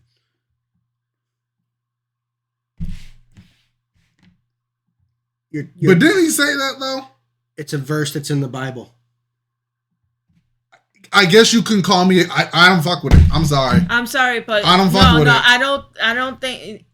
I don't think he has that mentality like that, because the thing is, Erica, she said it herself. that every day he will come home and he will be like, what could I do to be a better husband? And you have to understand that his view of a wife submitting to their husband is completely different than what you think submission means. So I guess maybe that's my question. What is submission then? What are we considering submit to? He's probably in the religious sect as submitting to the fact that the male is the head of the household. Okay, and I think this is where the disconnect comes. His idea of submission may be completely different than what his followers' idea is. And yes, Kirk can't control that. But if he's saying women should submit to their husband, yes, Charlie Kirk may not be at home telling his wife what to do every second of the day, but one of his followers can be like, my woman should be obeying me. Do you think that he would say something like that to Erica? If he was a person that wanted to take control, he would not say that to her. That's why I need to see that actual clip of what you were talking about with him talking about. Because I saw that. That's what she said. That's where I got lost on it. And I'm like, we'll get to that clip. Yeah, that's where I got lost. That's really nice, you know, to have your husband say, what could I do to for me to be a better husband, and you know, something like that's like, wow, you know. You're actually caring about what wife is feeling. Like, you want to improve. You want to. I see what you're saying, Liz. I don't think he would say something like what you're saying. You see, so maybe it was something that he was explaining. Okay. You know, okay. So that's what you gotta watch the whole thing. That's why. Now I want to look for that when I get home because I haven't seen anything from Charlie Kirk where he talks to how women need to be submissive. Okay, maybe that aspect. Maybe it's just me. Maybe it's the way I'm perceiving it. It kicked me out. But see, it just keeps doing it. Yeah, it's the I'm like, I'm done with this. It's the memorial thing. Yeah, it's gotta be. That's what it's gotta be. Because remember when that hurricane happened in Florida and no one could get on? You're right. Yeah. Of course not. What can I do that you can't do? Name it. Okay. No, seriously. What can I do that you can't do? Fallacy. That's a slippery slope. No, it's not. I don't know why. Very simple. No, because back in 1940, you would have been able to answer that question. Well, Charlie, there's a bathroom over there that I can't go to. There's a major league team. I can't walk into the grocery store and get the same looks that you do. I walked into Brookshire Brothers a couple of weeks ago when I was looked at. That's an insanely hyper paranoid way of living life. But that's not evidence, right? It's a real example. By the way, if I walk into a black neighborhood, I get bad looks too. Okay, so I don't know what the contention is. Because of the way you treat our culture and the way you perpetuate. Okay. No. I get I get that. I get what he's saying. I get what the guys. I get what both are saying. They're both making the same point. It's two different fucking lifestyles that they've experienced. Yeah. But again, there's nothing that Charlie can do that he can't do. Just like we've had this argument before. There's nothing that I can do in this country that you can't do. So yes, Charlie is correct in in the way he's explaining it. If I go into a black neighborhood in the middle of Chicago, I'm gonna get looks. Yeah, you are. Yeah, you are. But if I mean, that's what Charlie said. How could just because it happens on one side, that's not an argument for this. They're both gonna if Charlie Kirk was alive right now,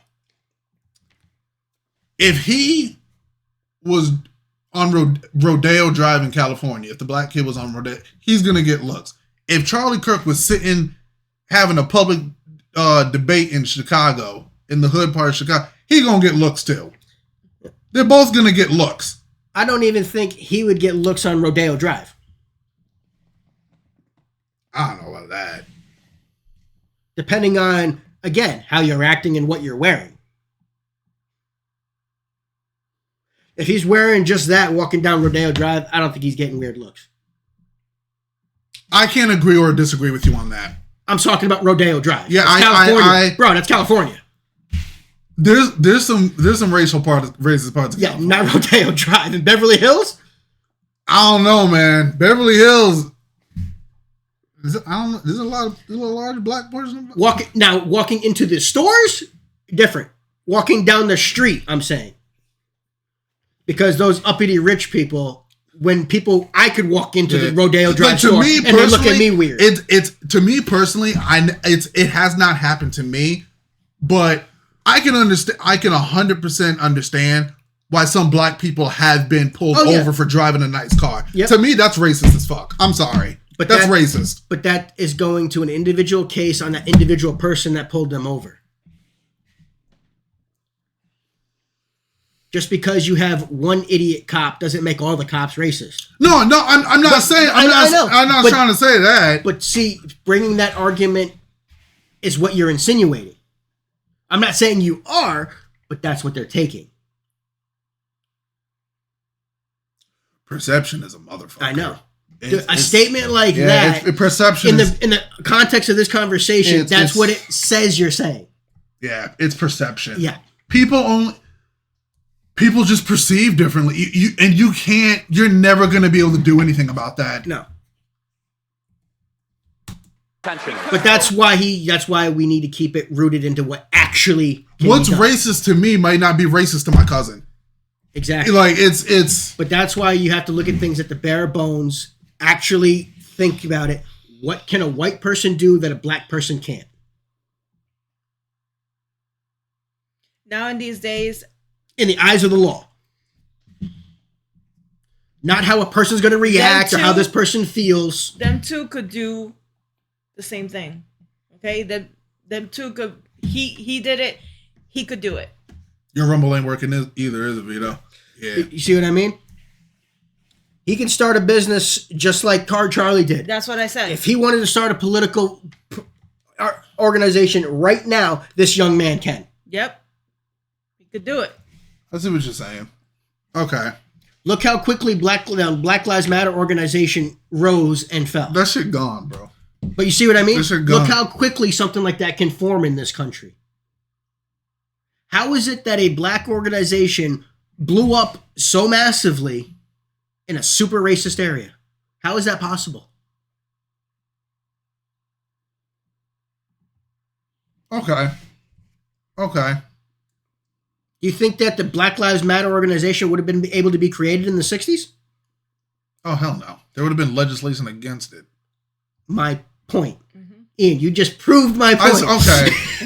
No, you just proved my point. That's why he's trying to get.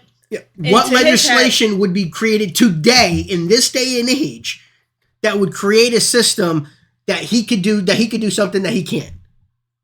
The only thing that has been created has been the DEI, where they're saying that the way your skin looks, you should have this over that person because of the way their skin is.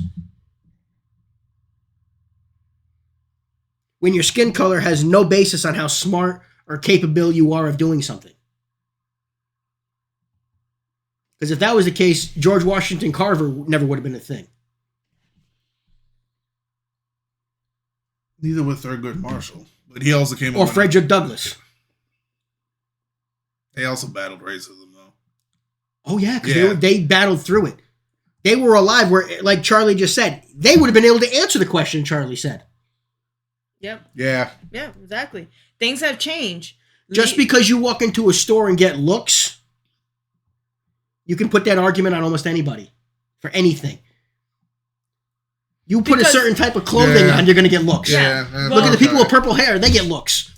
Yeah, exactly. Using that as an argument doesn't work. And it could be different situations. One, it could be because they been through a situation with the black person, and then now they're terrified, or they're just plain racist. Or it could be a lot of different reasons. It can't be just straight up because we know racist. Somebody. She was mugged and assaulted by, I think, 2 or 3 black people. So now whenever she's in a room with a bunch of black people, she gets nervous. Is she racist? No. No, that's a trauma response. Exactly. That's what I was trying to say. He just gave a good example right there. She's not trying. Yeah, that's a trauma response. The thing is, if they're not succeeding, it's because they keep on with the same thing, with the same culture. They gotta change up. Okay? That's it. Kimmel got Anybody fired could do for lying. it. That's why he got fired. Anybody could freaking do what he's doing. Mm-hmm. It's just if you have the heart to do it.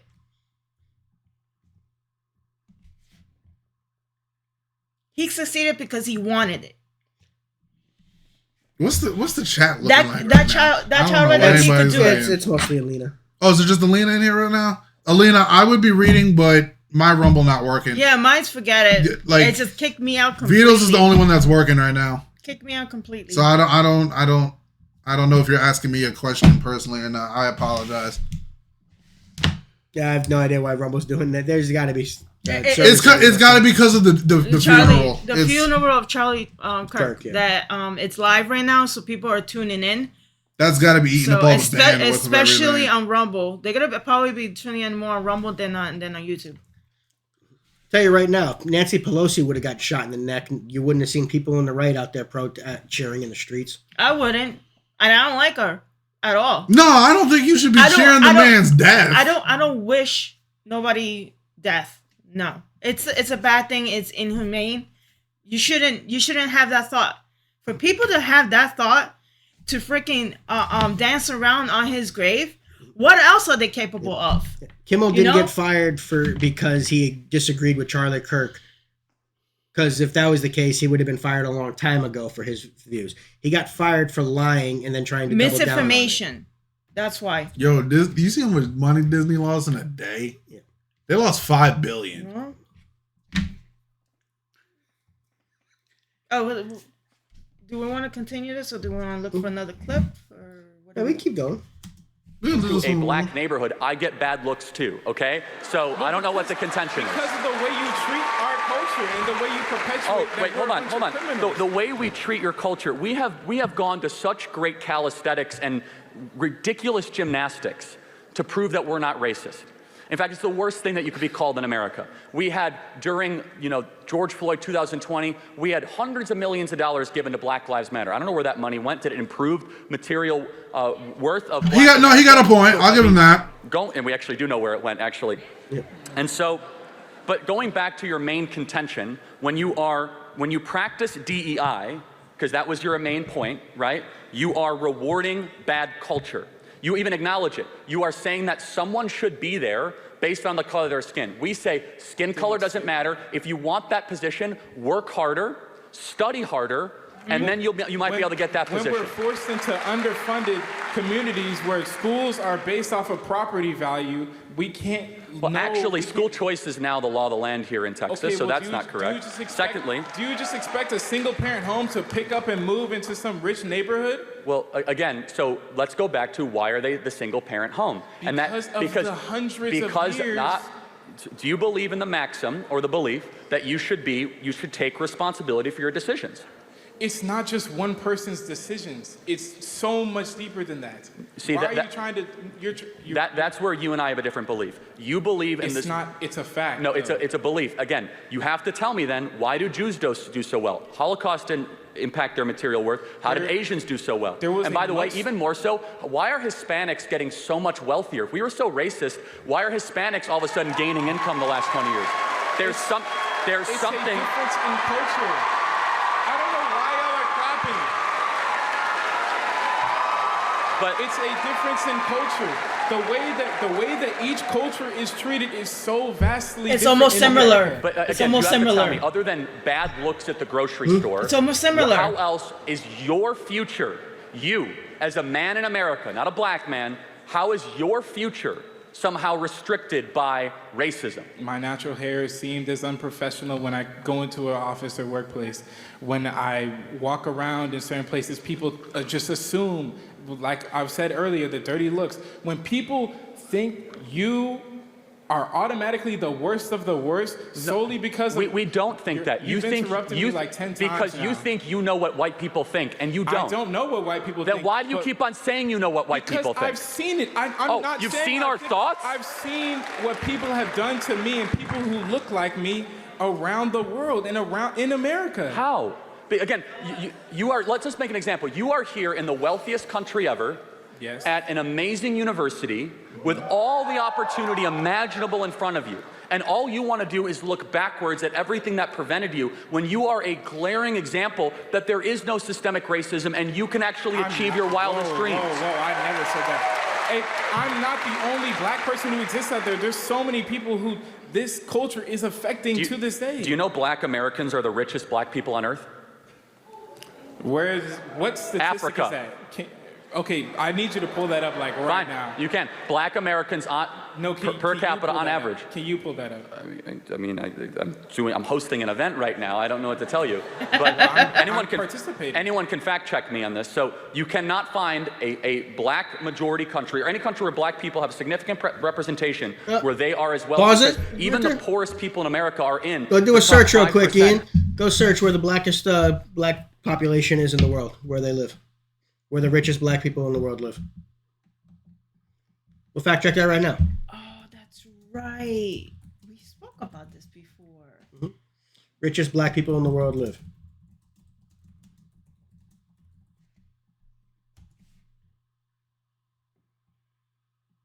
In Africa. Mm-hmm. No, the richest. Where do the most of the richest black people live? Yeah, that's Africa. The richest black people in the world, including billionaires. The richest ones, the billionaires, the absolute richest. Where do most of the wealthiest black people live? Where do most? Where do most of the black people live? Where it should be Africa, to be fair. Where do most of the richest black people in the world live? Richest I'm just curious because I don't even know. Black people live in the world. Mm-hmm. Okay. Most of the world's richest black people, such as Georgia, South Africa, it's mostly in Africa. That's one United States. Atlanta, Georgia has the most black millionaires in the country, creating a significant center for wealth and business within the black community. Other areas in high concentration of black youth include D.C., Los Angeles, Chicago, New York, and Houston. Africa, Johannesburg, South Africa, the neighborhood is a financial hub with a large number of millionaires. I'm not trying to be the devil's advocate and shit on Charlie Kirk, but this is telling me that it's mostly Africa. Nigeria is one country in Africa. No, I feel you. I see what that's one city in South Africa. Yeah, but okay. There's been a noted increase in black billionaires and collective wealth from Africa since the mid-2000s. Yeah, I understand that. But the collection of most of the black wealth is in America.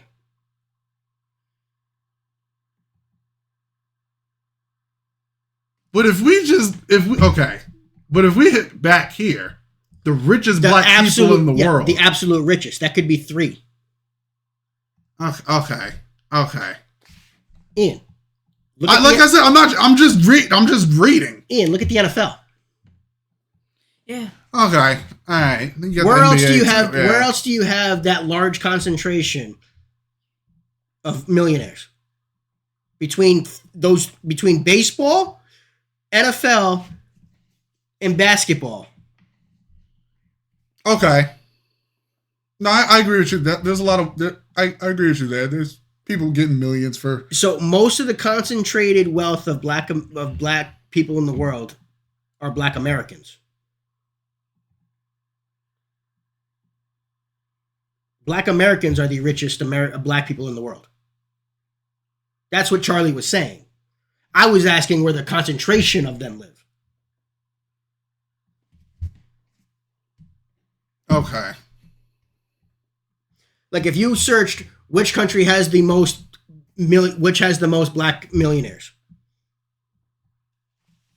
Want me to do that one? If you can. Which country has the most? Oh, there we go. I'm curious. Okay. The United States has the most black millionaires by a significant margin. One estimate from 2022 suggests that there are around 1.79. That is the statement that Charlie Kirk was saying. 1.79 million African American. Okay. I was asking the question we did where most of them live. You see the difference in the questions now? What is the poorest population? Or do you want to see the racial group? What is the poorest racial group? Try that one.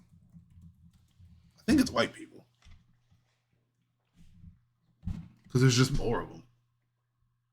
Oh, no, it's Indian. That's right. American Indians and Alaskan Natives consistently have the highest rates of poverty among racial ethnic groups in the U.S., followed by Black Americans and other groups. No, we shouldn't have anything. No, but like what he lied about is who killed Charlie Kirk, Alina. He did lie. He said it was a MAGA shooter that shot Charlie Kirk. It was not a MAGA shooter. And I'm sorry if you think it was a MAGA shooter, but it was not a right-wing shooter. All the information has come out. It has been well documented that it is a left-wing ideology shooter. Just because he came from a right-wing background doesn't mean he's a right-wing shooter. The person himself, his ideology was left-wing. I'm not trying to be annoying or mean or denigrate your position, but that's just the facts. That's why Jimmy Kimmel was fired. Because he wouldn't apologize for the fact that he was wrong on that statement. In a time when political tensions are way too high. This doesn't... Poverty rates by race and ethnic. American Indian consistently have the highest poverty rates. Okay. His parents had Trump. It was a Trump. Were Trump supporters. He was not. Black or African have the second highest. Okay. So American Indians have the highest poverty rate. Black or African American have the second highest poverty rate. Mm-hmm. Hispanic have the third highest poverty rate. And whites have a significantly lower. So, correct me if I'm wrong. And okay, it's looking like it to me. It's Native Americans, then Black people. Yep. Then it's Hispanics. Yep. Then it's whites. Yep. So if these are the poorest people. These are the poorest people in the United States. The Native Americans are the poorest. The Black Africans are were the second.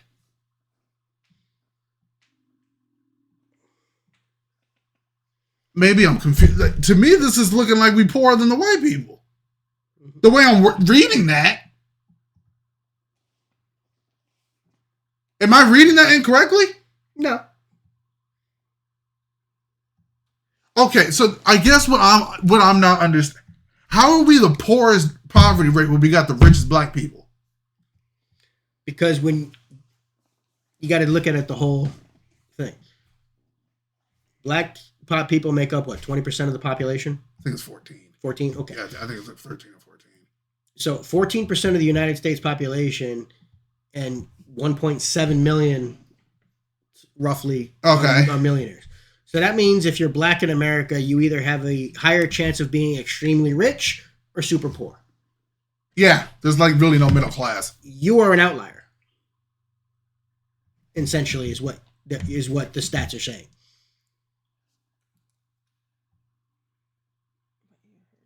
All right. So technically, what it's saying is you shouldn't exist because you're technically middle class living. Okay. I wouldn't call you upper class. I wouldn't call you lower class.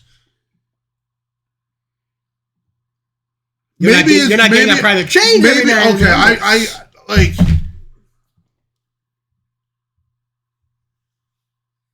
In a country where we got the richest Black people, but we're also the second highest poverty rate. Something's not clicking. I don't get how.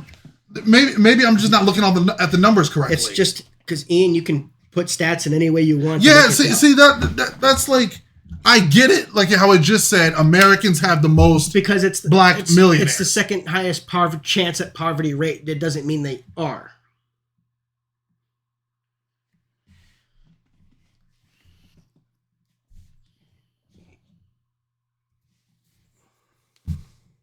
Okay. All right.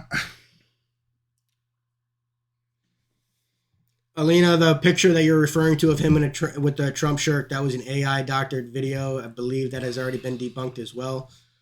I know what you're talking about. Please, guys, when we put this up, don't take us as journalists. Please, God. Please do not. I'm pretty sure it was Benny Johnson that even explained how that video was doctored in AI and not, or then that picture was not real. That's my most annoying thing. We're gonna put this up. Oh, you guys are spreading misinformation. Please, no one take us as journalists. Not to mention, Kimmel was fired mainly because ABC wanted a reason to get out of his contract. He was done next year anyway. I think it was reported he was losing close to anywhere between $20 to $40 million, just like Colbert. This was more of a business decision than anything. It wasn't the FCC calling to get him off the air, even though the comments of Brandon Carr had said. Yeah, I don't fuck with those. Don't agree with it all the way. I don't fuck with that. But the reason he was taken off the air is because Nexstar and Sinclair had told ABC and Disney that if you continue to put his show up, we're not going to broadcast it. We're going to be broadcasting other stuff over that time slot. So ABC wasn't going to be making any money on those channels from those two major affiliates who own, I believe, the majority of the ABC stations. That is why. To me, I just think it was weird timing of it. But it was a business decision for ABC to get out of a guy's contract they were going to fire and not renew anyway. This time next year, they were going to mutually agree to part ways. ABC gets out of it a year early and conveniently get to try and blame other people for the reason.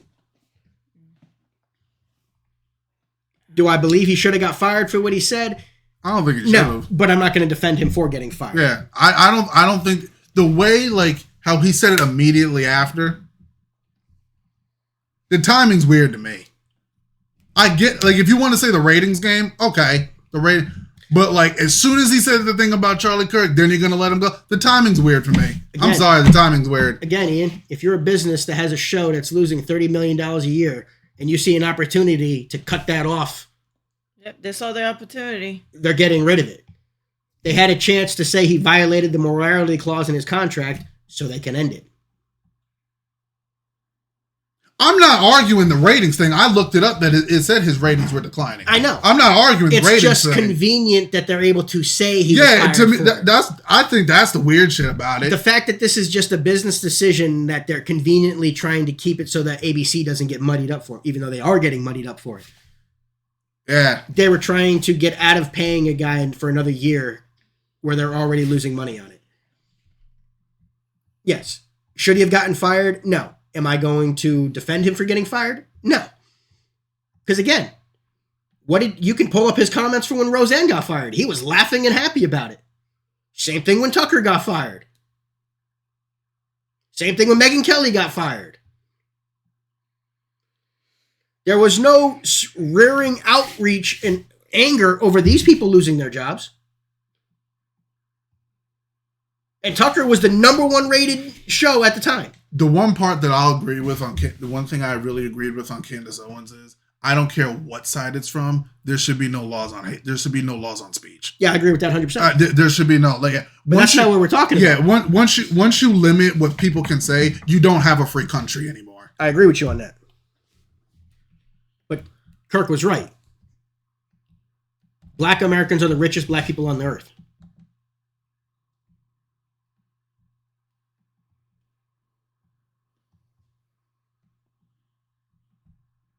This just doesn't make sense to me. Listen, it's just, the thing is that, I don't see, like, but we're the second highest, like, that's so we're broke and rich at the same time. Yeah, that's what I'm saying. It's because of what's going on in the cities, and it's because of people rely on welfare, and they stay stuck in that position. They don't grow. So you got to get out of that. Well, so that's why you stay in poverty. This, yeah, this looks like it is saying black people are poorer than white people. If we're the second highest in America, and white people are fourth, because when you're dealing with such smaller percentages, those stats can get annoying. And that's the confusing thing about, like, do you see what I'm saying, Liz? But again, if you're doing 1, 2, like, who are the poorest people? 1 being the poorest, 5 meaning you're at the bottom of the list. According to this, Indians are the poorest, black people are the second poorest, and white people are the fourth poorest. According to what I'm reading, don't forget the Hispanic. According to I'm reading this, yes. but at the same time, you're going to say black people are the richest people in America? That doesn't make sense to me. They're not the richest people in America. I'm saying black people are the richest black people in the world. Okay. That's what Charlie was saying. Okay. Black Americans are the richest black people in the world. Okay. So black people are the richest black people in the world. Okay. Now, this is conflating it based off of just America. So now, to me, just in the United States. Ian, what he is saying is a poor black man in the United States is still the richest? Is still richer than most black people in Africa. A black person living in the hood in the United States is richer than a black person living in the hood in some named African country. That's crazy because you both still broke as shit. That's not crazy to you. But think about this. You still telling me we both broke as shit? I know. But think about this. In most countries over in Africa, the hood is consensually a dirt hut. I agree with you. The hood in America is like a building we're in right now. I agree with you. So I'm okay. When you're comparing it that way, you got the rich black person in America, okay, and then you got a poor in a poor country in Africa, okay. Yeah. When you're saying it globally, and if you're saying United States is the financial powerhouse of the world, if you're talking about global economics, the way I'm looking at it is both people are still broke. Yeah, but there's slavery. Yeah. But the point is, in Africa. The point is, a black person could go from Harlem to Nigeria and live like a king. You see what I mean? Okay, so you can go to you can leave Harlem, you might go to Nigeria and live like a king, but say if you ain't even from Africa, you born and raised in America. If you said fuck this. Okay, let me go vacation in Nigeria for a minute. You living lavishly, okay? You living good, but when you come back home, you living paycheck to paycheck. That's kind of fucked up. I'm not gonna lie. It's kind of fucked up. Mm-hmm. So you got to enjoy luxury for a week, and then you got to come back and struggle and live paycheck to paycheck. But then I get it. To Africa, that's rich. I guess my thing is both things can still be true at the same time. It is true. You broke in America, but you're rich in Africa. You have to understand that's the whole thing. Poor America is rich Nigeria. Poor America, rich Mexico. But isn't that okay? Poor America, rich South Korea. I agree with you, but isn't it kind of crazy? We're the our economy's the powerhouse. Yes, it's because our money is worth more in other countries. But that's why we have so many advantages as being an American as to anybody else in the world. Okay. And anybody that doesn't take advantage of their own advantages in this country, it's your own fault. That's what Charlie is saying. Yeah. Yep. That's what he's getting at. Okay. The fact that you're in America, you have a head start. I agree with that. I do agree with that. Exactly. You're not going to... Guess what? Everybody in this country has a different starting point. Your end point is up to you. Yeah, okay, I can agree. Okay. Because how many times have we seen rich kids start out way ahead, and where do they finish? Right at the bottom because they don't know what to do. And how many times have we seen people come from the poorest of the poor neighborhood become some of the richest people in the world? In America. That's why... You can do that. To me... That's why I also agree with what Candace Owens said. I don't think the real battle in the United States is black versus white. It's not. It's rich versus poor. To me, that's the way I'm comprehending it. Honestly, it's not even rich versus poor. It's the rich people that want to deny people from coming up their opportunity to succeed. You see what I mean? It's the elite. Right. It's elite. It's all of us versus the fucking people running the shit. Because we have rich people that want to keep offering people the opportunity to get ahead. And the elites are like, nah, we're not accepting. There's certain elites that want to pull up the ladder behind them. I got here, nobody else can get here. I don't want to lose my power. That is what it is. Yeah, to me, that's fucked up. That is fucked up. But that's what the beauty of America right now. Anybody can start at any point and have the ability to get to that point. Okay. Do you think it'll ever change from that? Where the elites aren't controlling fucking everything. Listen, no, listen. Listen.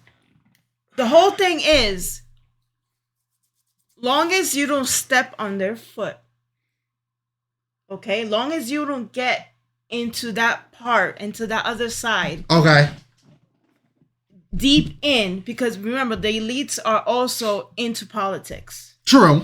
All right? Long as you stay in your lane, you could be famous, you could be whatever. Long as you don't want to get into what they're doing and try to uncover what they're doing, you'll be fine. Unfortunately. I think that's a fucked up way of life. That is a fucked up way. And then when you start trying to have conversations and make people think, they put a bullet in you. Exactly. That's what happened to him. And he was a simple.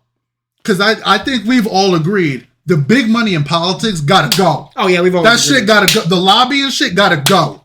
Yep. That's gotta go. You and I should have just as much of a chance to become president as Donald Trump. Yeah, like that shit gotta go. Right. See, this is why I get pissed when people say, "Oh, there's no common ground." Me and Vito just found it. Yeah. As much as we disagree on something, me and you just found a common ground.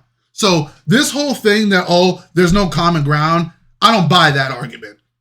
I don't buy it. No, there's always common ground. There's common ground. If you're willing to find it. There's people who just consciously choose to not go towards it. Yeah. It's like, to me, when people say, oh, world peace is a fantasy, it's a fantasy that has really big possibilities. You just have too many people globally who rather go to war with each other. Not to mention, you got the people that are like Putin that are going to take advantage of the people that want to tone things down. Oh, they want to be quiet over there? I'm just going to go take them over and make them part of mine. That's how the Soviet Union was pretty much created. So that's why the whole world peace, it's possible. You just got too many people who like having conflict. The only reason it won't be possible is because you're never gonna get the entire world to agree on a cohesive unit. Yeah. No, you're not. There's too many different belief systems.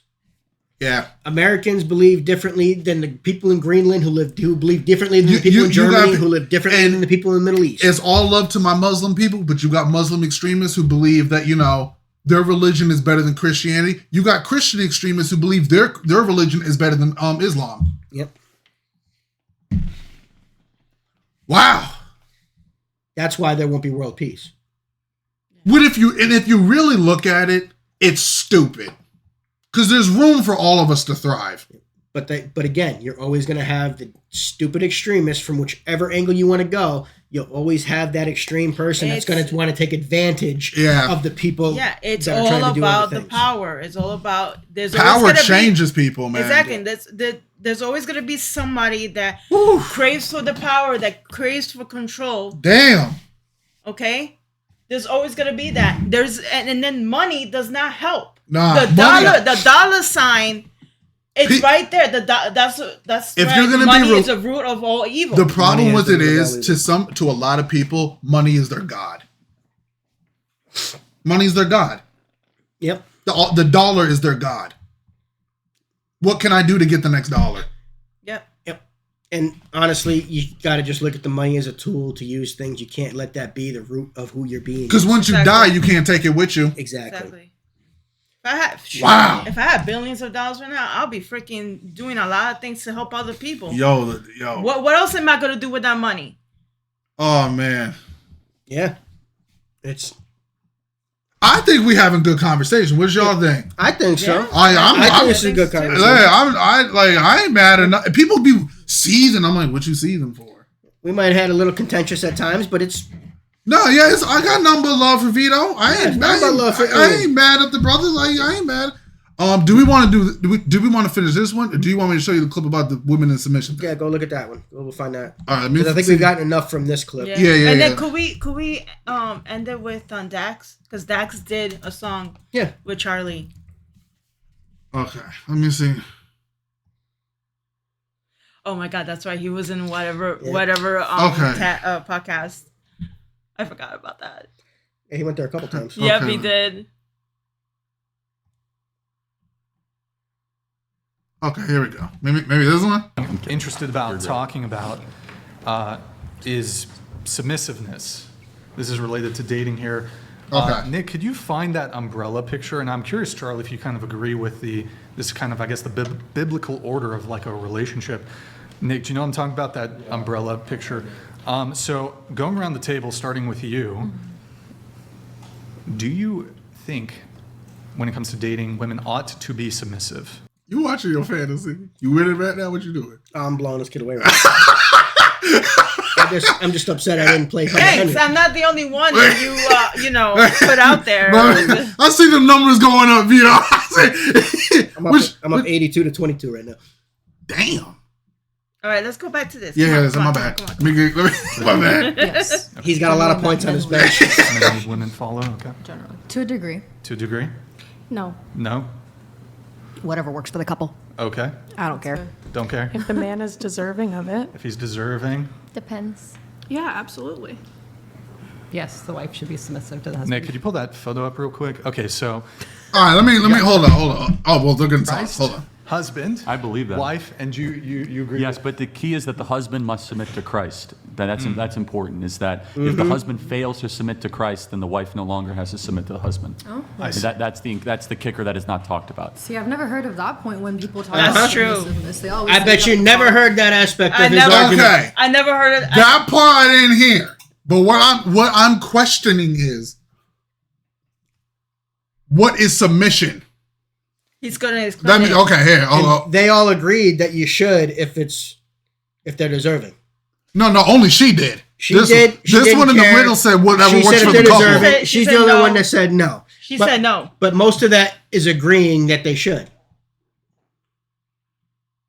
Okay. But now explaining what kind of submission. Maybe I'm fucking weird. I don't know. No, but let's see if he explains what kind of submission it is. So let's play it. Let's see. Kicker that is not talked about. See, I've never heard of that point when people talk about submissiveness. They always say you have to follow the husband as Well, it's not what the scripture says. The scripture says that women submit to your husbands as husbands submit to Christ. See, that's a lot more valid. And so if the husband fails to submit to Jesus on the throne, well then, again, the entire contract falls apart. So if the husband's an alcoholic, a drug addict. Yeah, I mean, you have to use prudence. But yes, if the husband is repeatedly defying God's teaching or law, if he's being adulterous, if he's being abusive, then submission is violated because he's not submitting to Christ. That doesn't mean that the husband won't sin, but if he makes a pattern and a repeated defiant form of action, then that would be that would violate that graphic and that scripture. Isn't that one of also AA's thing is submit yourself to Christ? Yes, that's right. It's very important in AA to submit yourself. AA is the most successful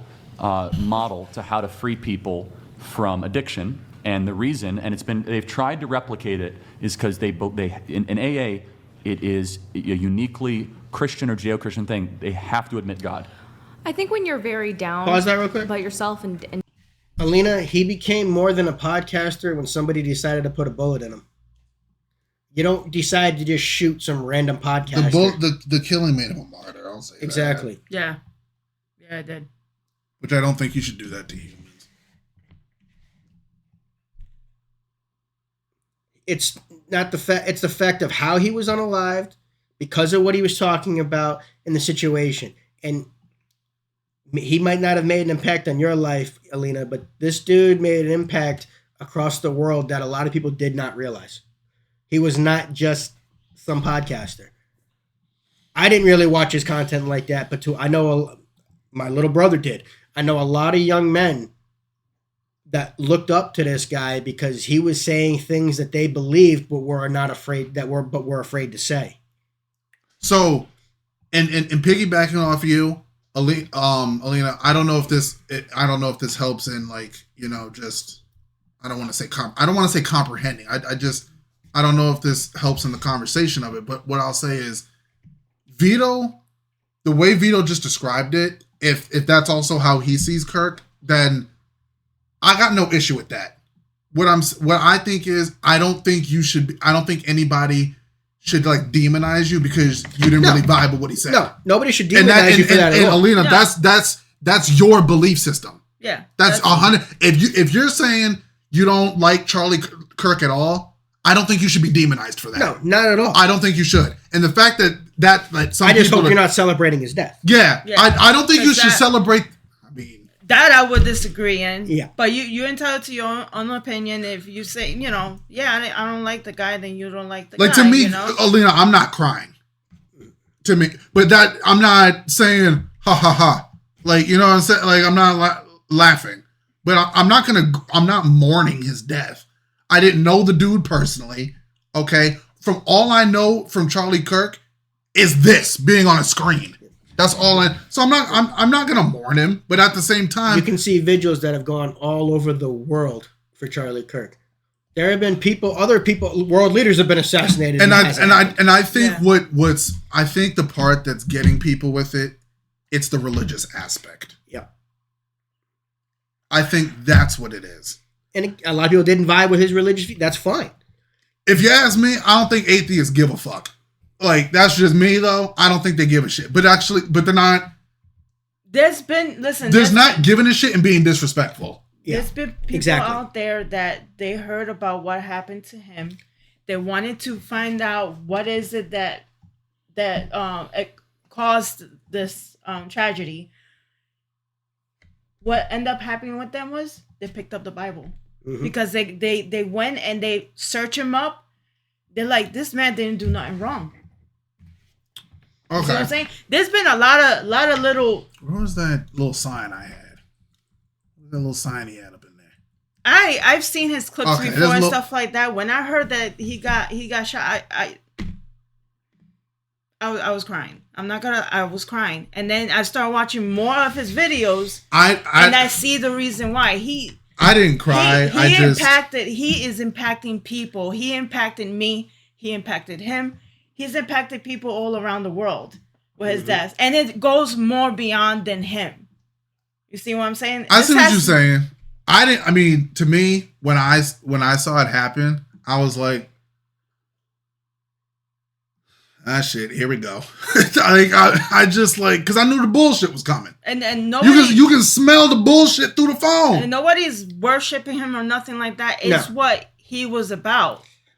It was what he brought on the table when they came with the religion, when they came with the politics, when he was an honest man. What are you thinking? And humble. How y'all feeling about the submission thing? You think he explained it? That's well, he's about to. The way he's he just did. Yeah, the way he explains it, that makes perfect sense. Because again, makes perfect sense. Let me play this shit again. Hold on. Up real quick. Okay, so let me play this shit. You got Christ, husband, I believe that. wife, and you agree. Yes, but the key is that the husband must submit to Christ. That's important. Is that if the husband fails to submit to Christ, then the wife no longer has to submit to the husband. You see what he's saying? That's the kicker that is not talked about. He's not saying women unconditionally have to submit to their husbands. That's never what he said. There's a part to that contract.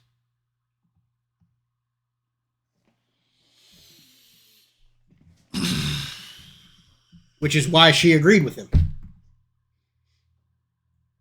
When people talk about submissiveness, they always say you have to follow the husband. Well, it's not what the scripture says. The scripture says that women submit to your husbands as husbands submit to Christ. See, that's a lot more valid. And so if the husband fails to submit to Jesus on the throne, well then, again, the entire contract falls apart. So if the husband's an alcoholic, a drug addict. Yeah, I mean, you have to use prudence. But yes, if the husband is repeatedly defying God's teaching or law, if he's being adulterous, if he's being abusive, then submission is violated because he's not submitting to Christ. That doesn't mean that the husband won't sin, but if he makes a pattern and a repeated defiant form of action, then that would be that would violate that graphic and that scripture. Isn't that one of also AA's thing is submit yourself to Christ? Yes, that's right. It's very important in AA to submit yourself. AA is the most successful model to how to free people from addiction And the reason, and they've tried to replicate it, is because in AA, it is a uniquely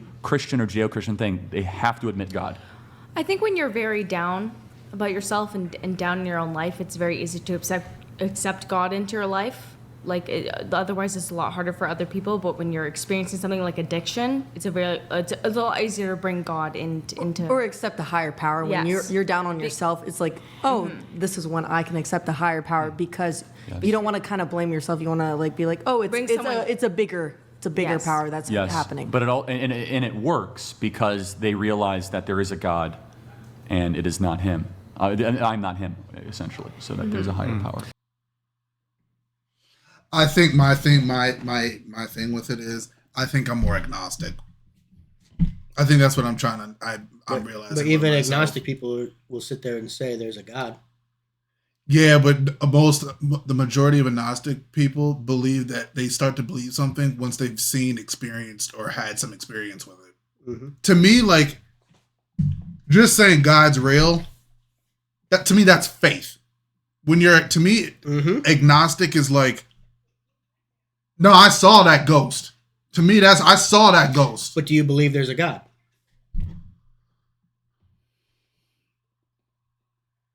That's my question. I don't know. Because I firmly believe there's a God. I think because to me, how could there not? To me, if there's a God and God doesn't want people to do evil, I know. But God gave humans free will. Free will. You do have free, and I think that's everything. Because free will. God, that is why God won't stop when a disease breaks out, when somebody decides to kill another human. That's why he can't completely stop it. Because miracles happen. Whether I believe the divine intervention happened, because if they didn't. Well, when you get there, that's where I kind of followed Neil deGrasse Tyson a little bit more, where his thing is either God is not all knowing or God's not all powerful. No, he's all powerful, but again, there's a plan also with. A lot of that, my belief on that goes back to the story of George Washington during the French Indian War, before he was general, way before anything else, where he was on horseback. And I believe that his coat it's somewhere inside a museum somewhere. But after that battle, he was the last officer that was on horseback. Every other officer was murdered or was shot and was killed. When he took off his coat, there was 8 bullet holes on his coat. He wasn't hit, but there was 8 holes in his jacket. It was like years later where he went back to talk to the Indian tribe. Mm-hmm. The Indian leader demanded that this man be brought before him because he had to see the man that was protected by God. He told George Washington, I was the best sniper that we had. I personally took 3 shots at you and told the rest of my men, stop shooting him. We can't get him. This man is protected. Okay. So God might not intervene when something has already happened, but that doesn't mean he doesn't have a shield of protection on people already. Because there's a plan in place for them to do something as long as their choices keep aligning with that path. Because if Washington was killed in that French Indian War by that leader, by that Indian chief, does America exist? He wouldn't have been alive to be that general to lead that war. Okay. So that story is one of the things that shows me, yes, there is a God. So one thing leads to another something bigger. That wasn't George's time. There was a plan for him in place that he had something else to do. I guess my thing is like I get confused when people say like, oh, this was in God's plan for me. I'm like, that's where you lose me. That's also how a lot of people cope with how things are going. So it's like, oh, God planned for this. I'm like, no, you studied for a test to get passed. To me, that's choice. You can choose to be prepared for the test or choose to not be prepared for the test. Like if you want to say addiction, to me, like when you say, oh, if you submit to God, you can stop being an alcoholic. I get if that helps you, but the way I'm perceiving it is stop drinking because it's fucking up your life. You're destroying your insides. You're ruining how you connect with your wife or your family or your other kid. You're drinking too much. It's enhancing your already weird emotions, which is causing you to abuse people that you love. So what's going on? First of all, you need to stop drinking, and then you need to realize what's emotionally got you messed up that causes you to drink. Mm-hmm.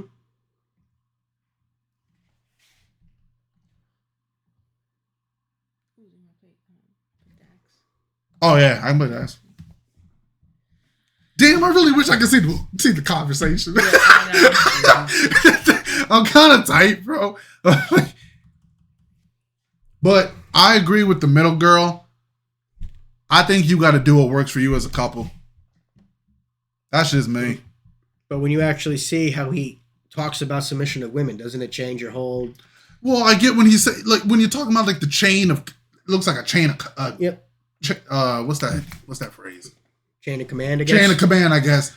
You got to submit to God, but then the wife will submit to the husband. See, my issue with that comes to me with my issue with the 10 Commandments. I know the 10 Commandments is important, but I think the first commandment is like, thou shalt not praise any other God. To me, that's narcissistic. You're telling, don't pray. I'm the one you're supposed to be praising. Well, the Almighty God is the God. You're not supposed to put no God above the God. And then the problem with it is, you talking about God or you talking about Allah? Islam and Christian got two different. They got two different. To me, it's the same thing. Allah's their God. But God listen, is. No. But they could be. But that's he the could point. be saying No Christian would put Allah above their God. it could be us humans. To me, they're the same. They just two different belief systems. They could be saying they could see me as a God, and you could put me up there. That's like I don't understand the difference between Muhammad and Idols. Jesus. They're both the messengers. Like, what's the difference? They told a different message. Dream, bro. Yeah. Good times, good vibes. Man, I don't think I can cut anything. I think it just got to be one video because everything mashed together. Yeah, it kind of just flew through. Everything kind of just mashed together. So I'm saying this right now in the stream. It's going to be a long ass video. Feel free to scroll where you want to. When you all put in the timestamp of where we listen to each thing, but everything had to do with one another. It was pretty much a Charlie Kirk stream. So like, and I knew people were going to ask us questions about it, but I knew I had an opinion. I knew Vito had an opinion. I know Liz had an opinion. So we got to talk about things. I just hope within the next week you go and actually watch his channel and actually watch his long form clips. Actually watch videos of Charlie Kirk. Yeah, I'm going to have to do it. And I challenge any of you out there who has a negative opinion on Charlie Kirk or think he was just one thing or another, go spend some time and actually watch his channel. Yep, the full clip. Watch the full form content and see if your opinion doesn't change slightly on him. I'm not going to say it's going to change your mind completely 100%, but I think you'll have a... something happens. I think you'll have a slightly different perspective, and I think you might understand more of why he had the reach that he did. Because he wasn't super far right conservative, he was more moderate than people realize. Mm-hmm. He was the conservative that said gay people had a spot in his movement. I did see that. I did see him arguing with someone who said like it's against God, and I did see when Charlie Kirk was like, what the fuck did he say? Oh, what business is it of yours if you're doing if what they're doing in their own bedroom? Yeah. So I believe he said something about if you live righteously, you're living God's path or something. Now I know I know there's clips of him saying some questionable things. But you got to see the entire... I do think you got to see the entire thing. I'm not going to call the man a saint, and I'm not going to say he was evil. I'm not calling him either of those two things. I think he was a man that had questions and wanted to have answers and just wanted to have a conversation with people to get to those answers. And I do respect that he was willing to debate, but I'm not celebrating the man's death, and I'm also not grieving. That's just my perception of it. Do with that what you must. I do firmly believe everybody in the United States of America should have the right to free speech and that you should be able to have open debates and that no one should be telling you what you can or can't say. But also, at the same token, if you're going to have hate and vitriol and celebrate somebody's death, don't be surprised if a company no longer wants to have you employed by them because they don't share your views. You don't have a right to stay employed. You have a right to say whatever you want. I can see you on that. So you have a right to say whatever you want. But I get why people are freaking out about it, because I didn't like everything that Trump said, and I didn't like everything the FCC. It's the FCC, right? Yeah. The FCC. We can do this the easy way or the hard way. I don't like that shit. And then you can correct me in the comments if we're wrong, but from what I saw, I think the way Trump worded it was like, if the opinions that are being said up, if what being said about me is negative, then it should be illegal. Well, you couldn't find that clip, so.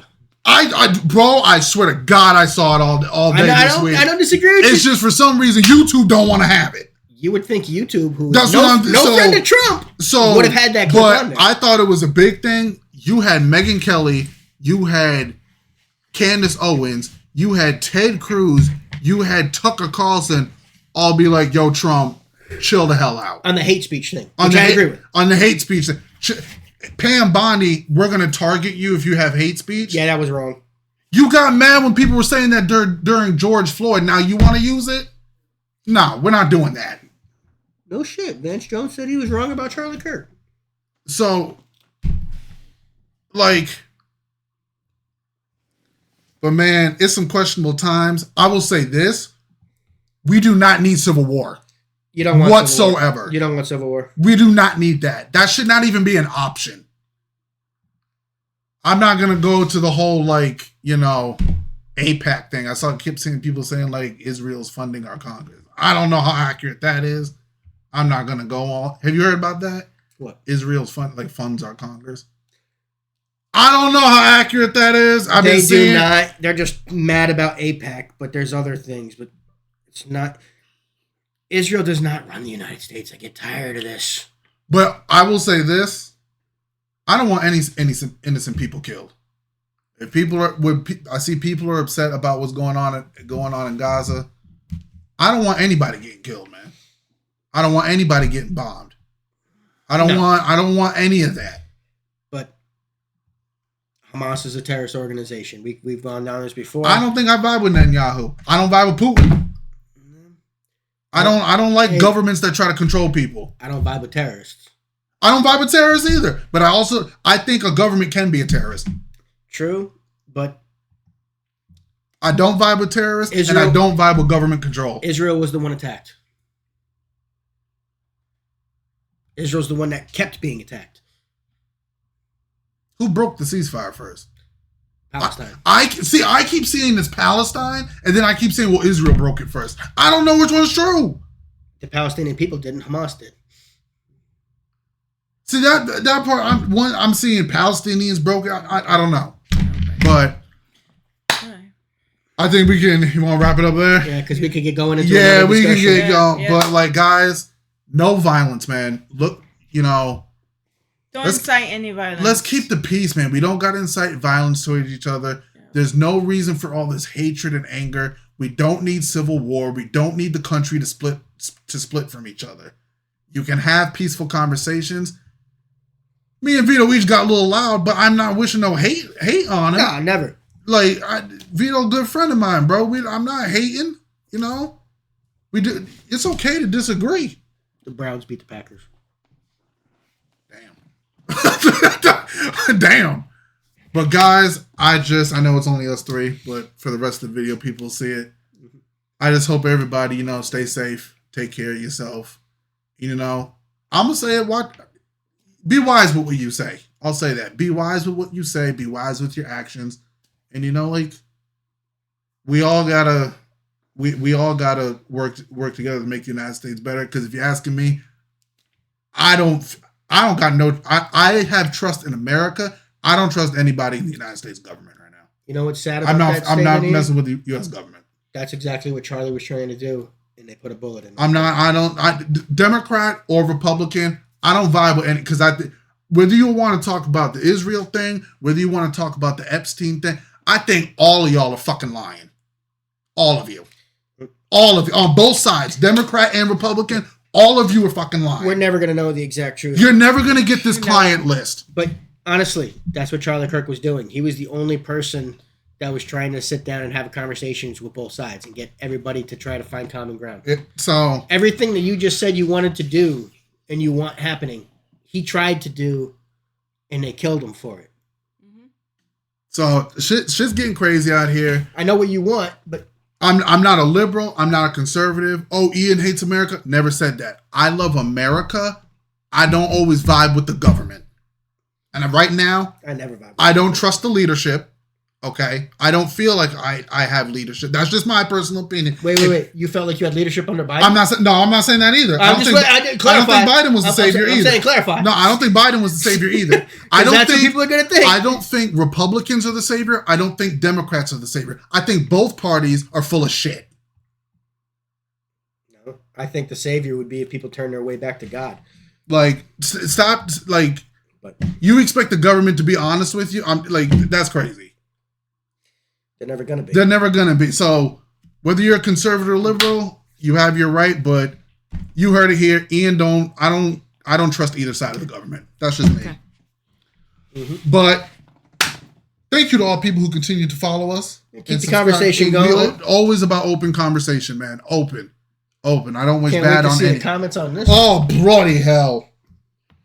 But I'm not, I didn't wish any violence on anybody. No. So I don't wish that. Just rest in peace, Charlie Kirk. But I hope y'all continue to do well. I hope everybody continues to stay safe, and we will see y'all in a couple weeks. Thanks for stopping and spending some time. I say hit that notification bell, give it a share because it does help the channel out. Please and thank you. You guys take care. Later, See you in the next one. Thanks for stopping and spending time with us today, y'all. Hit that notification bell and give it a share because it does help the channel out. Please and thank you. See you guys in the next one. Later, y'all. Peace. Bye.